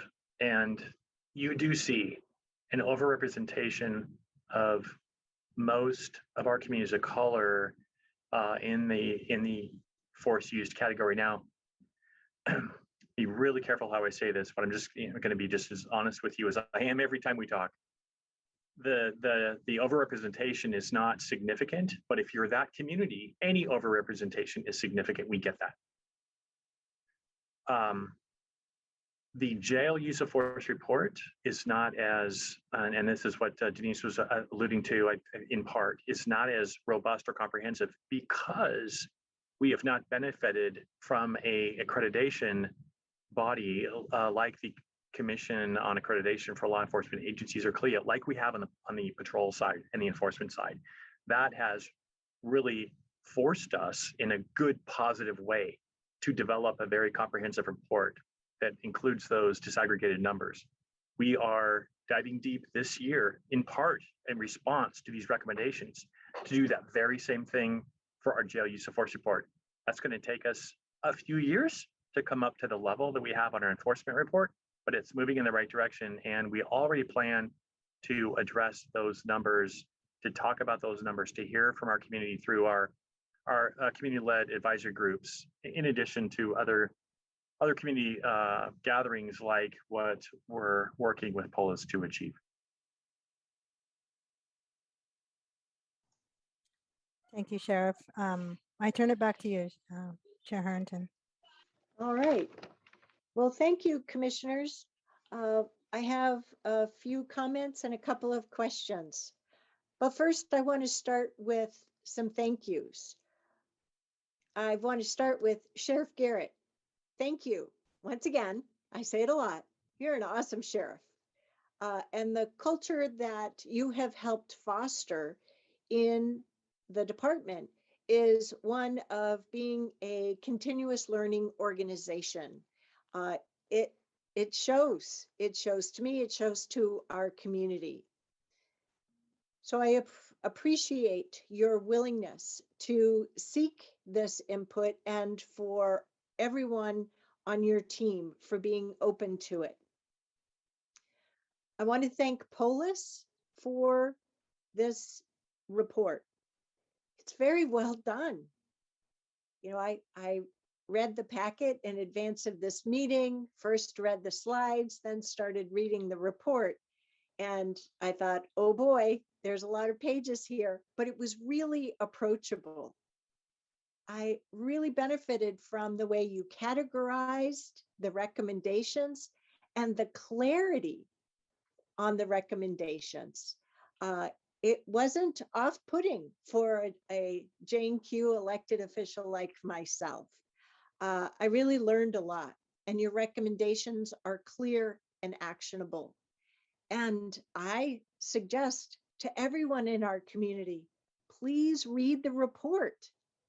The 71 recommendations are genuine to this agency, to our community. This was not just some paper exercise, right? This was not Polis taking some report on best practices that could be applied to any community USA. They really dug into our Washington County Sheriff's Office. So thank you very much. With the nature of the engagement, the community engagement that this Board of Commissioners has had since 2019, we have heard from some different voices. So for example, you've been very clear that in this effort, you did reach out for community engagement, but a lot of folks didn't respond. I would hope that with the community workshop moving forward, that members of Cairo, the Council of American Islamic Relations, will participate, as well as Sunrise Beaverton, because they are members of each of those groups who have given us feedback in 2019, but more so in 2020. And we have tried to engage with them through our Board of Commissioner workshops too.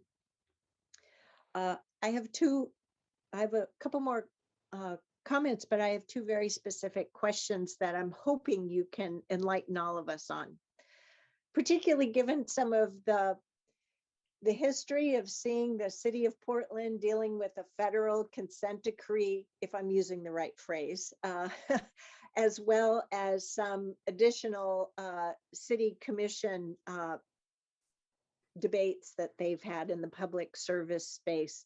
It caused me to try and ensure that in learning from this material, that I also thought about it from a viewpoint of skepticism.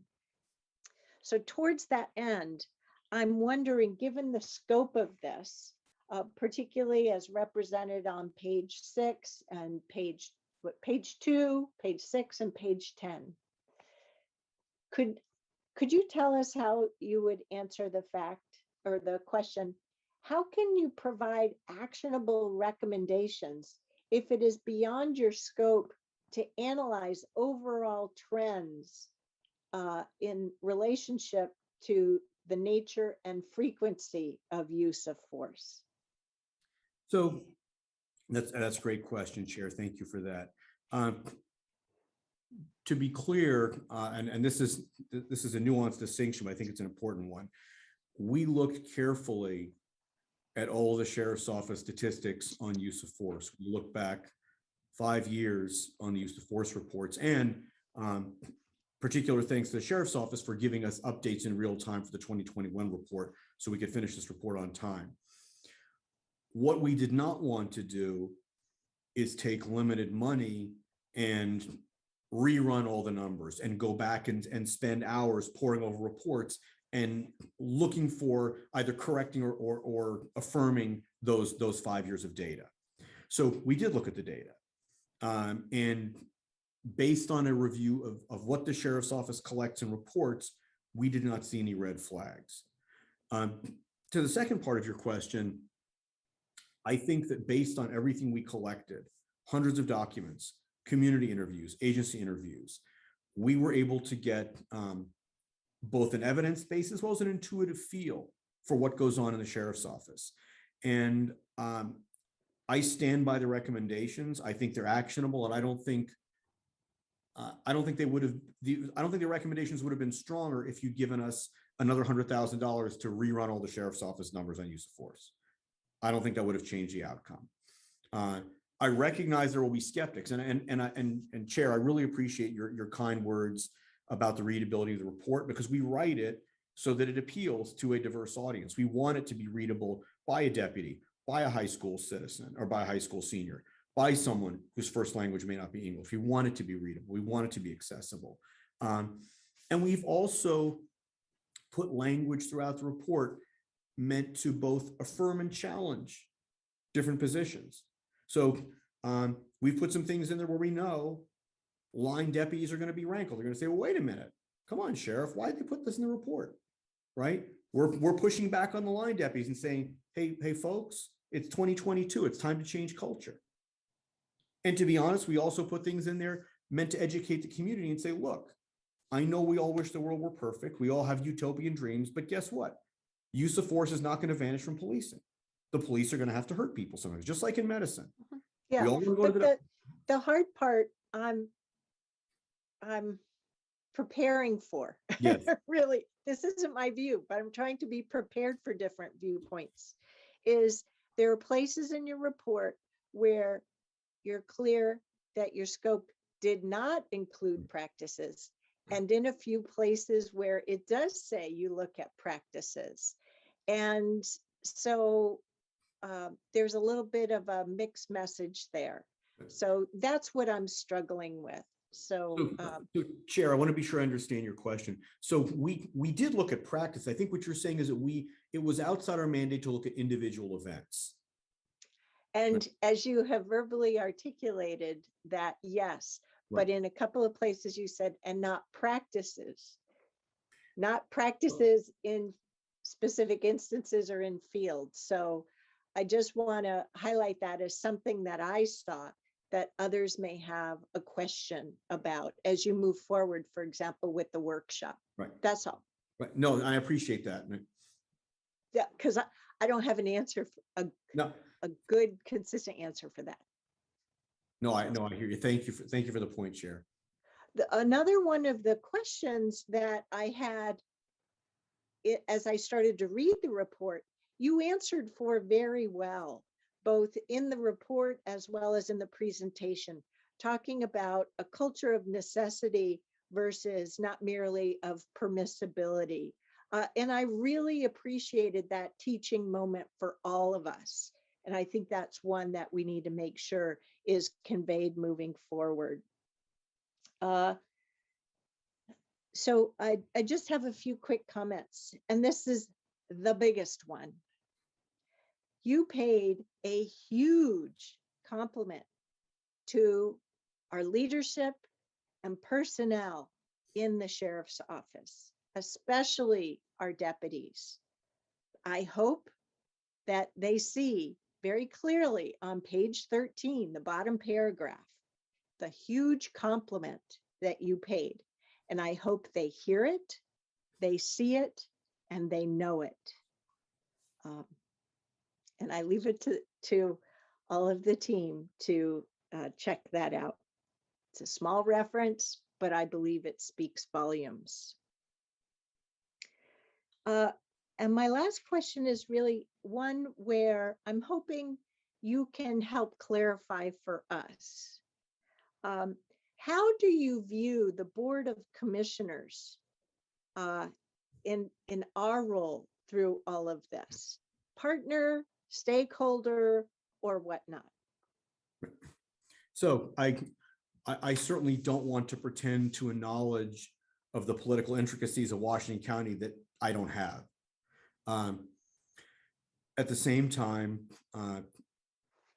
elected officials, of course, provide a conduit for support, both political and financial, for what the sheriff's office needs to do. And so I will say in candor and transparency, just as there are messages in there for the line level deputies, for the community, I think there are messages in there for elected officials. And that is that some of these recommendations are easy and cheap. Some of them are hard and expensive. And I leave it to the sheriff and leadership to work through with the commission how to fund some of these recommendations. Because and this is frankly where also Washington County has a supportive community. You're not an impoverished community. You've got a good tax base. And many of the cities, many of the communities we work with, it breaks my heart because I know the money's not there. In other places we work with, money is spent hand over fist settling litigation. I know cities that literally spend tens of millions of dollars a year, tens of millions settling lawsuits, but their training programs are weak. And so I think the commission's role is to collaborate with the sheriff to make informed decisions about how to use scarce resources to squeeze the most value out of this report. because I understand. I was just, to give you I keep giving these house analogies. My wife and I just had an energy audit done of our house. And of course, every contract you have come to your house would have you do 1,000 different things. And it would bankrupt you if you did them all. So, all right, I harbor no illusions that you can give the sheriff a blank check to do everything in that report. But I do think as the sheriff's office works through the recommendations, I think there will have to be, I would respectfully suggest, some honest conversations about where to spend money to get the most return on investment, to really, and part of that involves, for example, you've got a new body worn camera program. I can tell you around the country, most departments are squandering the opportunity to do more with body worn cameras. They're spending a lot of money on them. They're not using the data.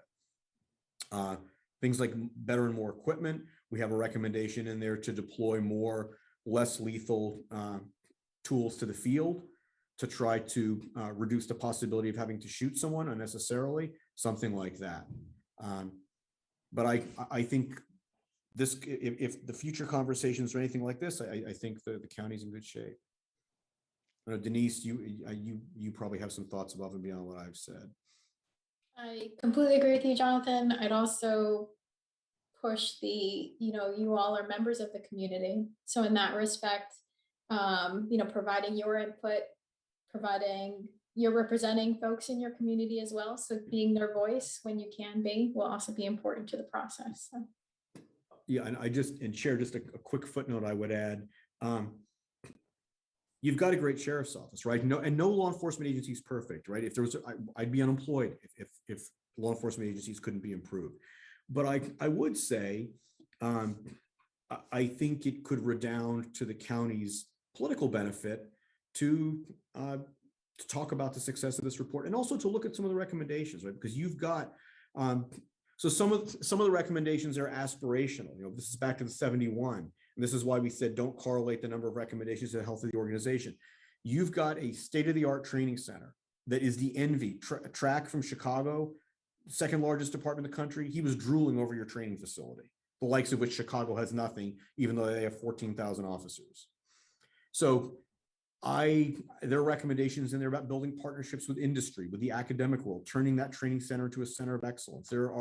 You truly can put yourselves in a national spotlight, because I wish I could bottle and distribute nationally some of what you're doing in Washington County. Thank you. I appreciate that. And part of the reason why I asked you that question is because, I have always been and continue to be invested in those honest conversations. And this board, since I've been chair, has invested and is interested in seeking best practices, to learn, to adopt, and to pursue advanced techniques. And that includes our investing in alternative techniques, so that our deputies don't have so many social ills to have to cope with. And so it isn't a decision about investing in the sheriff's office or in other things. We have finally, as a board, turned the corner, and we are investing to address the extensive needs of our homeless community, to make sure that we are providing for more affordable housing, and we're on a positive path together. But time is our most precious commodity, and that's often something that we as elected officials, in having our limited time through our terms, are trying to weigh how much community progress can we make in these outcomes within the course of time that we have. So once again, this has just been tremendous. Compliments to you, to Sheriff Garrett, your leadership team, and all members of the department. I'm grateful for the community members who were able to participate, and all of us on the board who took the opportunity to participate in the interviews with Polis as well. So we're running short on time. Are there any last words that Sheriff Garrett, you and the Polis team would like to make? Thank you, Chair Harrington. I would just say we are staring a strategic plan update in the face, and this project is going to be center stage and part of our strategic plan going forward. And I look forward to updating you and getting your input as well. Thank you. And thank you, Dr. Winder and Ms. Rodriguez. No, thank you very much, Sheriff. We've really enjoyed working on the project. It's really been an honor and a privilege and a pleasure. And Denise, I'll give the last word to you. No, again, my thanks. Certainly appreciate all of the effort. Well, thanks for investing the time and digging into all that data too, and giving us your expertise. Thank you, everybody. Thank you very Be well. much. Take care. Well, it is now 3:50. We're going to take a 15-minute break here in our work session and then reconvene at 5 minutes past 4. Thank you.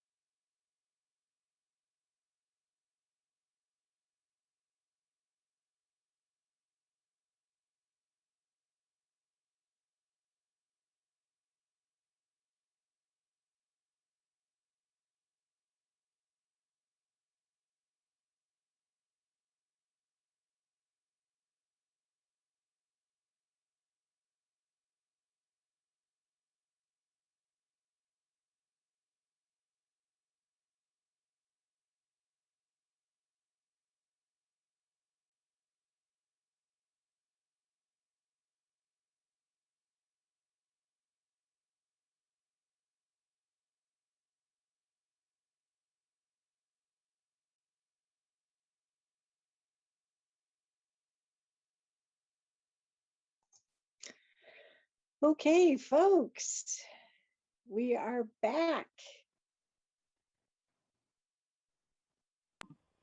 With that countdown camera, I take every second. It's like I go, okay, 10 seconds. I better go back now. Well, Johnelle, I'm so glad you're able to join us today. I know that in a prior Tuesday meeting, we switched the timing all around and really kind of caught you at a time when you couldn't join us. So if my memory serves me right, which it might not. So I'm glad things have worked out today. So Stephen Roberts, I'll turn it over to you.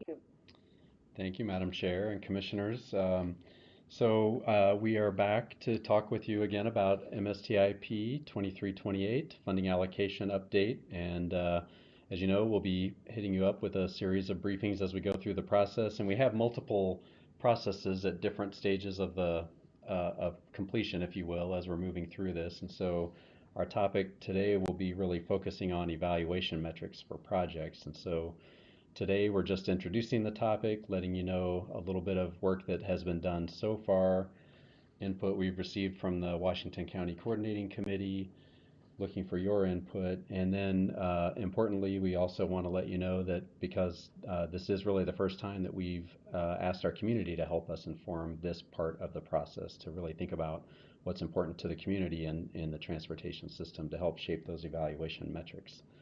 So Erin Wardell is our principal transportation planner. She'll be doing the briefing. She'll be joined by John L. Bell from Espousal Strategies, who's our outreach consultant on this process.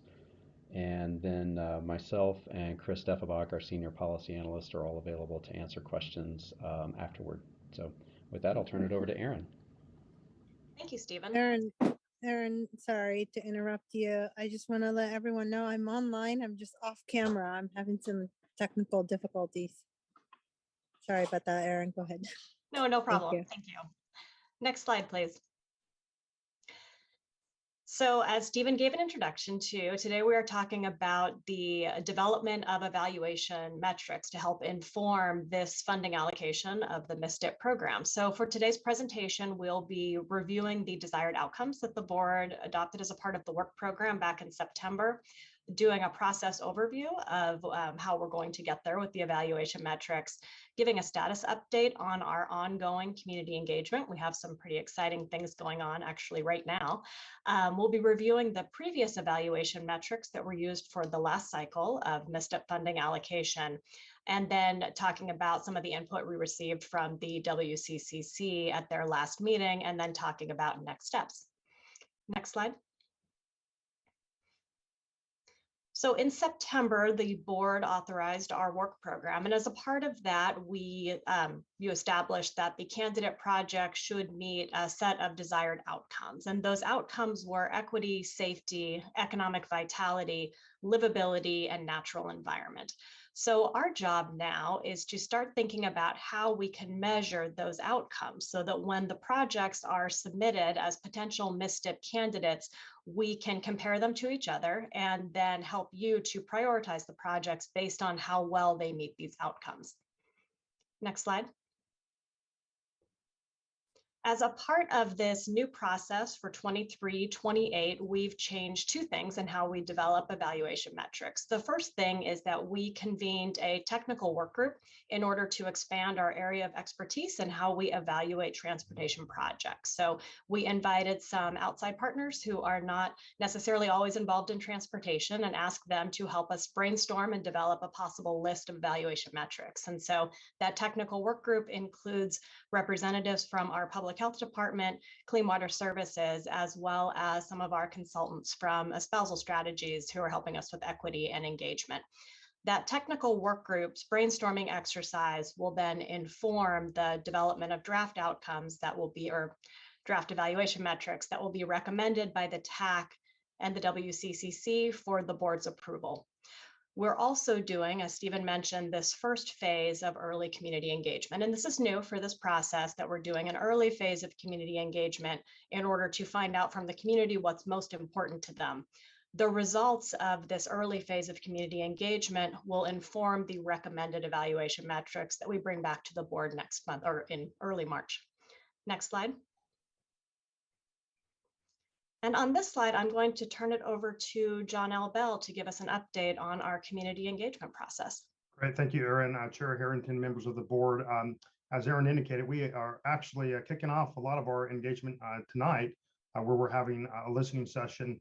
And what's so unique about this process is how we are working to really embed equity, both in terms of your eventual outcome as well as a process. Some of the engagement tools that we are employing include online open house, a number of specific listening sessions. We are partnering with Central Culturel as well as other community-based organizations to ensure that we have the depth and breadth in our community here. We'll be having focus groups as well as conducting a number of stakeholder interviews. Next slide, please. To sort of contextualize how some of these conversations are being guided, here are kind of a list of questions that are sort of guiding stars, if you will. So one question is, how can the MSTIP process or projects be more equitable and inclusive? What do you think can make our roads safer and help reduce crashes? How do you think our roads can best meet our economic needs? And what natural elements and road features do you think will be best for the environment? So these are helpful prompts to really engage community stakeholders in these discussions. Next slide, please.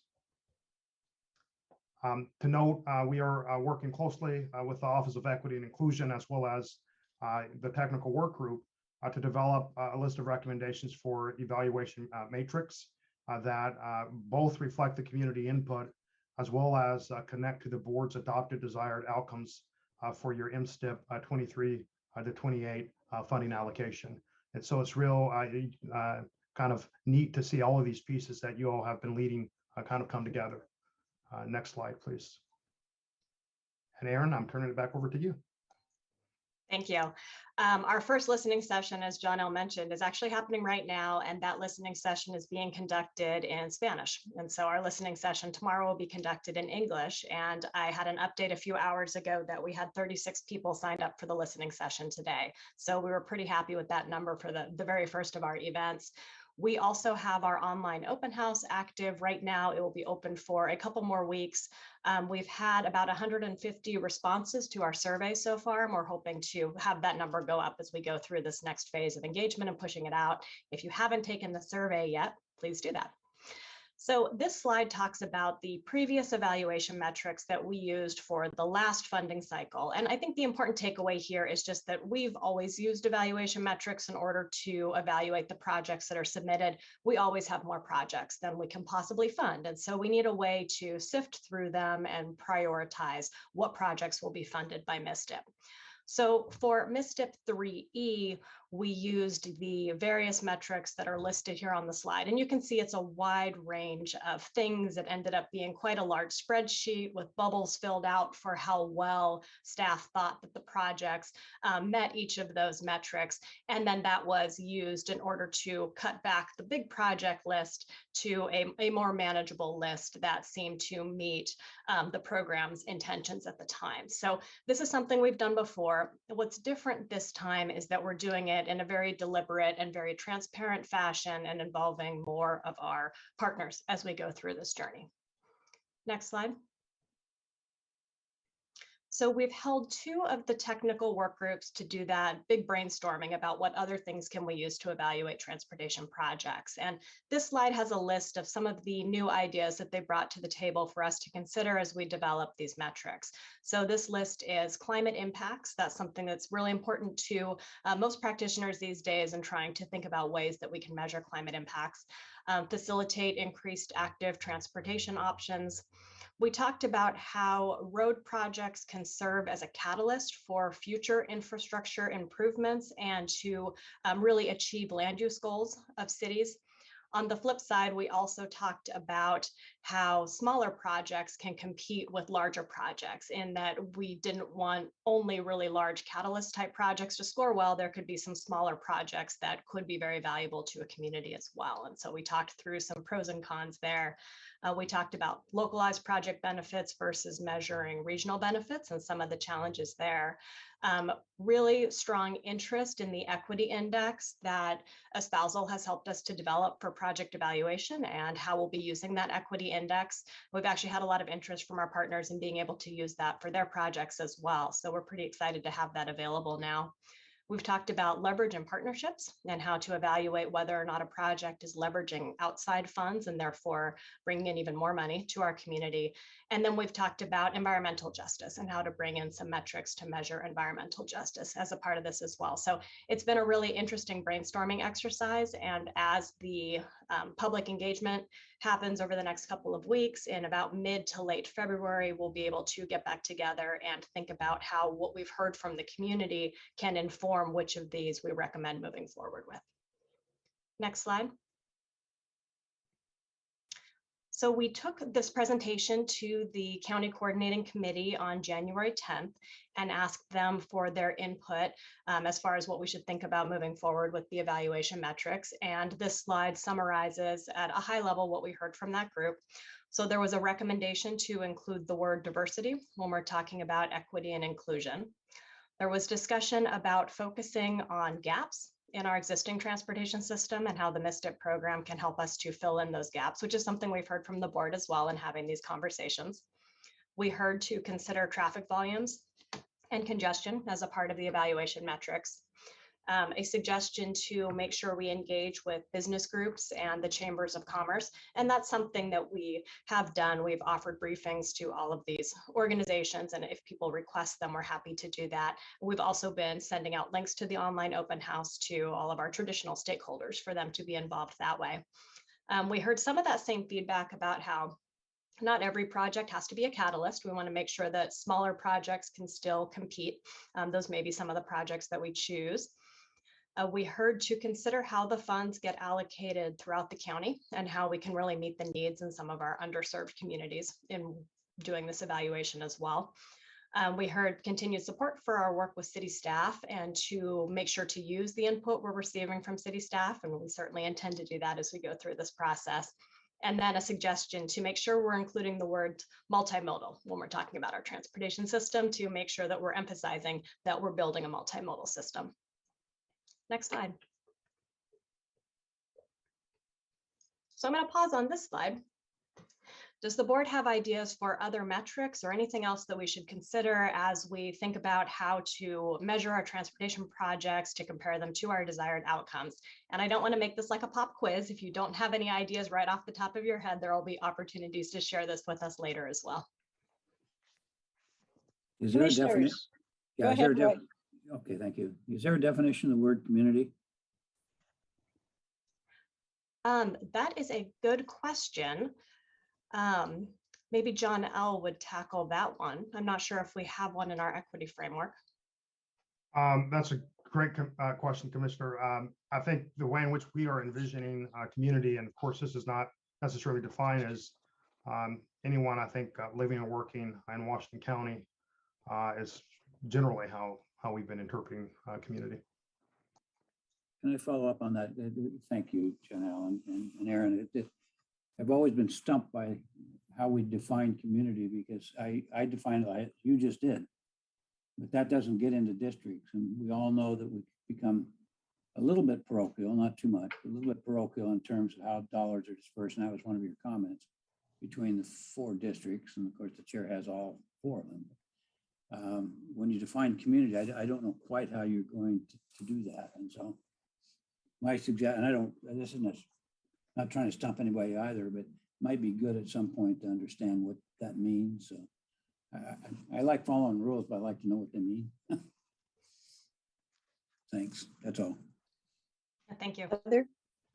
Other commissioners? Okay, I have some. So on slide 8. Yep.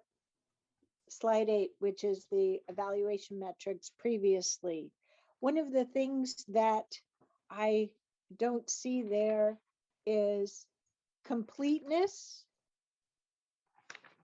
And you do have connectivity, but there's an aspect of that that perhaps may be embedded in what you describe as connectivity, but it's really about access. You observe, I observed that access is currently only used to employment, but what happened to access to safe crossings, access to connected sidewalks, things along those lines? So I just in reflecting back on this, completeness and safety, to me, because each of us is allowed to have an opinion, I think of those above and beyond everything else on this list, including leverage. So those are just some thoughts. And then I really have a question about how is community priority measured last time? I think, and I was not the staff person who did the technical analysis last time, but my understanding is that community priority was based on whether or not it was adopted into a transportation system plan by the city, or if it was proposed by the county, and then by working with our city partners to understand how much the city really wanted that particular project. Well, sorry, go ahead. Who was that? Chris, was that you? No. Or Stephen, were you going to say something?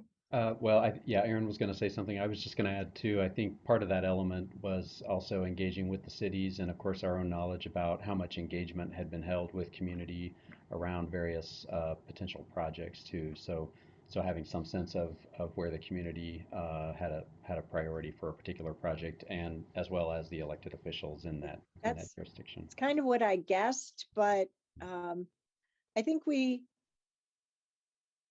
if we're going to be true to community engagement, we don't want to lead our community members to say, oh, but if only you had participated years ago in this place, in this place, in this place, in this place, you would have had input on that priority. And now we're going to use that as a marker for now. I think the fact that it is in the TSP is useful, but maybe not as much as some other criteria. It's really not all these evaluation metrics are at the same priority level is really, I think, what I'm coming to. And I think we may need to have to go represent what our current thinking is about how we use different evaluation metrics moving forward. And then I'm just trying to be brief here. On slide 6, which precedes these, so I relate the two together. I appreciate the questions, but I'm observing that the heavy use of the word road doesn't open the human mind to multimodal. And I heard, on a subsequent slide, you got feedback about multimodal. But we know from polling for years that our community members appreciate some reminder that what we're really talking about are roads for vehicles, sidewalks, crosswalks, bike lanes, and trails, right? And making sure that they can see that. So I think that's, as you're leading, doing these presentations leading up to that context, they're not going to, if I was thinking about community members, why would they give you input about sidewalks when you've asked them to only think about roads? Right. Oh, well, you only mean those vehicle lanes. So, okay. My last question with regard to the metrics is, whoops, let me make sure I'm not ahead on slides.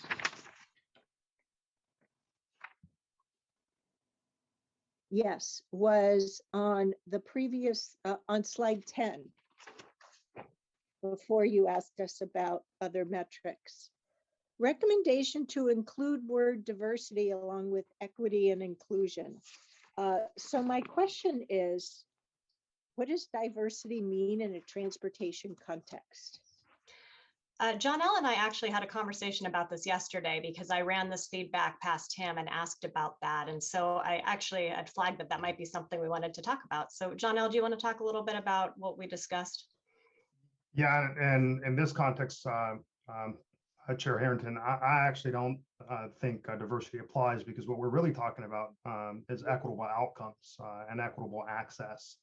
I think these terms often are interchangeable: diversity, equity, and inclusion. And I think that's probably the intent that we were perhaps getting there.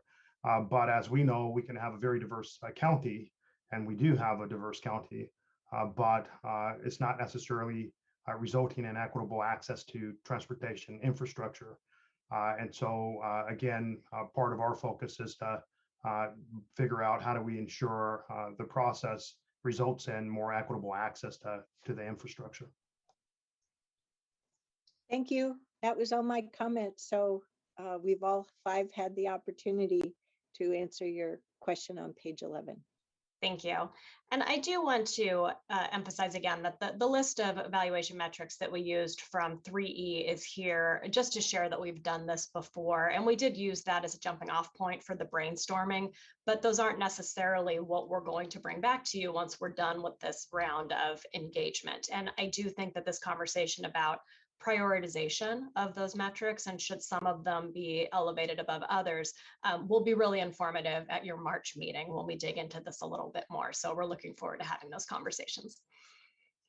So next slide. On to our next steps. This is a really busy time for this project. So we have the online open house open for the next few weeks. We are moving forward to listening sessions. We'll have the focus groups coming up, and then stakeholder briefings as requested. Again, we're happy to brief organizations that would like a briefing. And so if community members are listening to this and they would like one, please reach out. We're happy to do that. We have upcoming meetings of the WCCC TAC and the WCCC. We will be reviewing some of these potential evaluation metrics and some of the early engagement results, because we'll be done with a few of these elements before those meetings. We'll be back in front of your board on March 8th, at which time we will have the chance to review potential evaluation metrics and that early engagement result. We'll also have prepared the draft project proposal packet for you to have a first look at. We'll do the same review with the TAC and WCCC in March, where they'll be looking at the final draft evaluation metrics based on your guidance at the March 8th meeting, and then they'll be prepared to make a recommendation to the board. And then when we come back on April 5th, we'll be asking you to confirm the final metrics and direct us to release the call for projects, which is a really, really exciting milestone for this project. So next slide. We have our timeline here. So we are marching towards milestone 2, which is receiving that direction on the project solicitation packet. It will slip it a little bit into April based on the timing of board meetings, but looking forward to doing that very soon. And I think that's all we had today. The next slide is just staff contact information. So thank you very much. Board questions and comments. Go ahead, Commissioner Rogers. I've heard before the term equal outcomes.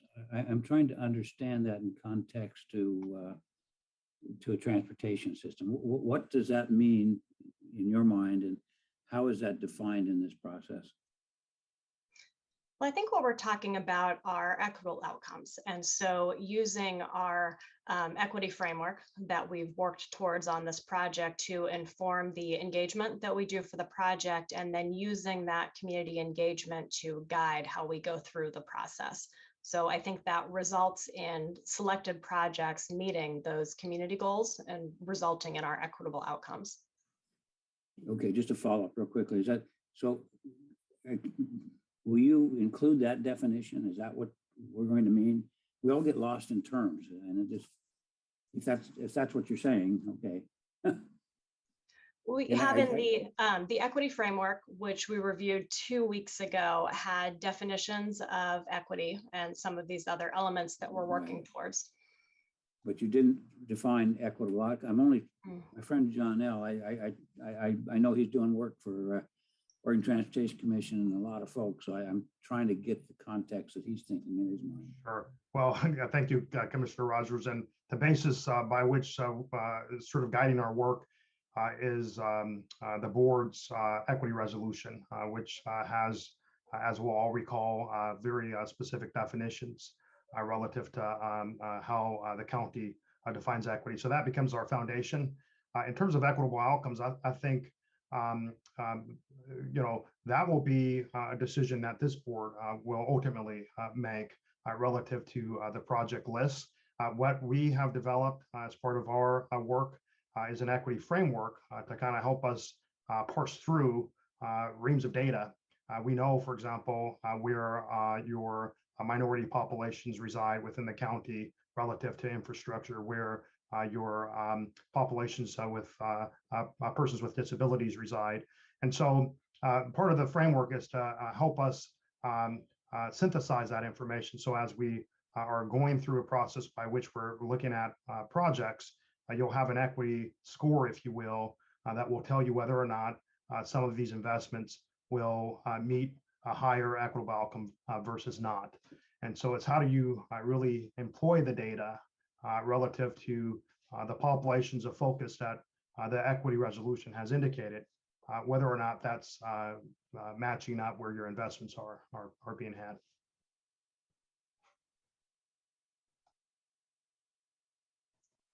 Who else has any comments or questions?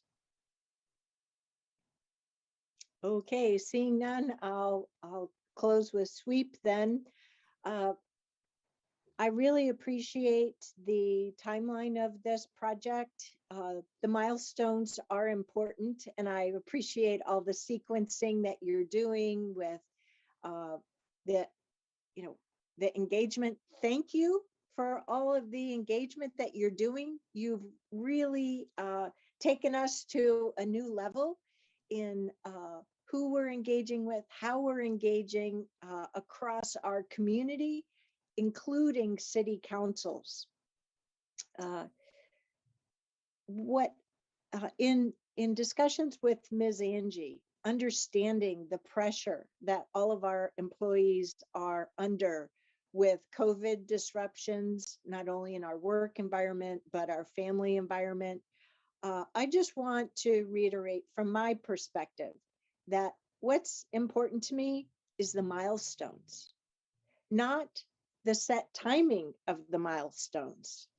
I think, we really have to make sure that we're flexing and helping support one another. Boy, COVID fatigue is real. And, this Omicron variant being as bloody contagious as it is, and the impact it's having on our children and families, the likes of which we've not seen with prior variants. So I hope, Stephen, this is putting a challenge on you, just so you have the opportunity to hear it from me and not just Miss Angie, that we'll get there. Yeah. Keep doing the good work on the milestones. Don't shortchange the work that needs to go into these successful milestones. We want all of you to make this, be there through the journey too, right? Mm-hmm. We're not doing this journey at the expense of staff. Yeah. Not at all. Yeah, we very much appreciate your consideration, Chair. And yeah, we're evaluating the timing and the workload, of course, not just in this process, but lots of others as we go. So we really do appreciate that statement of support for the staff. Thank you. Yeah, it'll be okay. Yeah, thanks. Well, terrific. Thanks for another great touch checkpoint in with the board on this important program. Real results for our community. Thank you all. Thank you. Great. Well, thanks, Chris. Seeing you wave goodbye. That brings us to our executive session. Are there any last words from our leadership or our board before I ask for a motion to adjourn to executive session? Okay, so at this juncture, I need a motion to adjourn to executive session pursuant to ORS 192.660 sub 2 sub H with regards to potential litigation. Do we have such a motion? Motion from Commissioner Rogers, a second from Vice Chair Willie. All those in favor, please vote by raising your hand or saying aye. Thank you, commissioners. Any opposed? The motion carries unanimously 5-0, and we will see you all on that exec session link momentarily. Should be in our calendars. Thank you.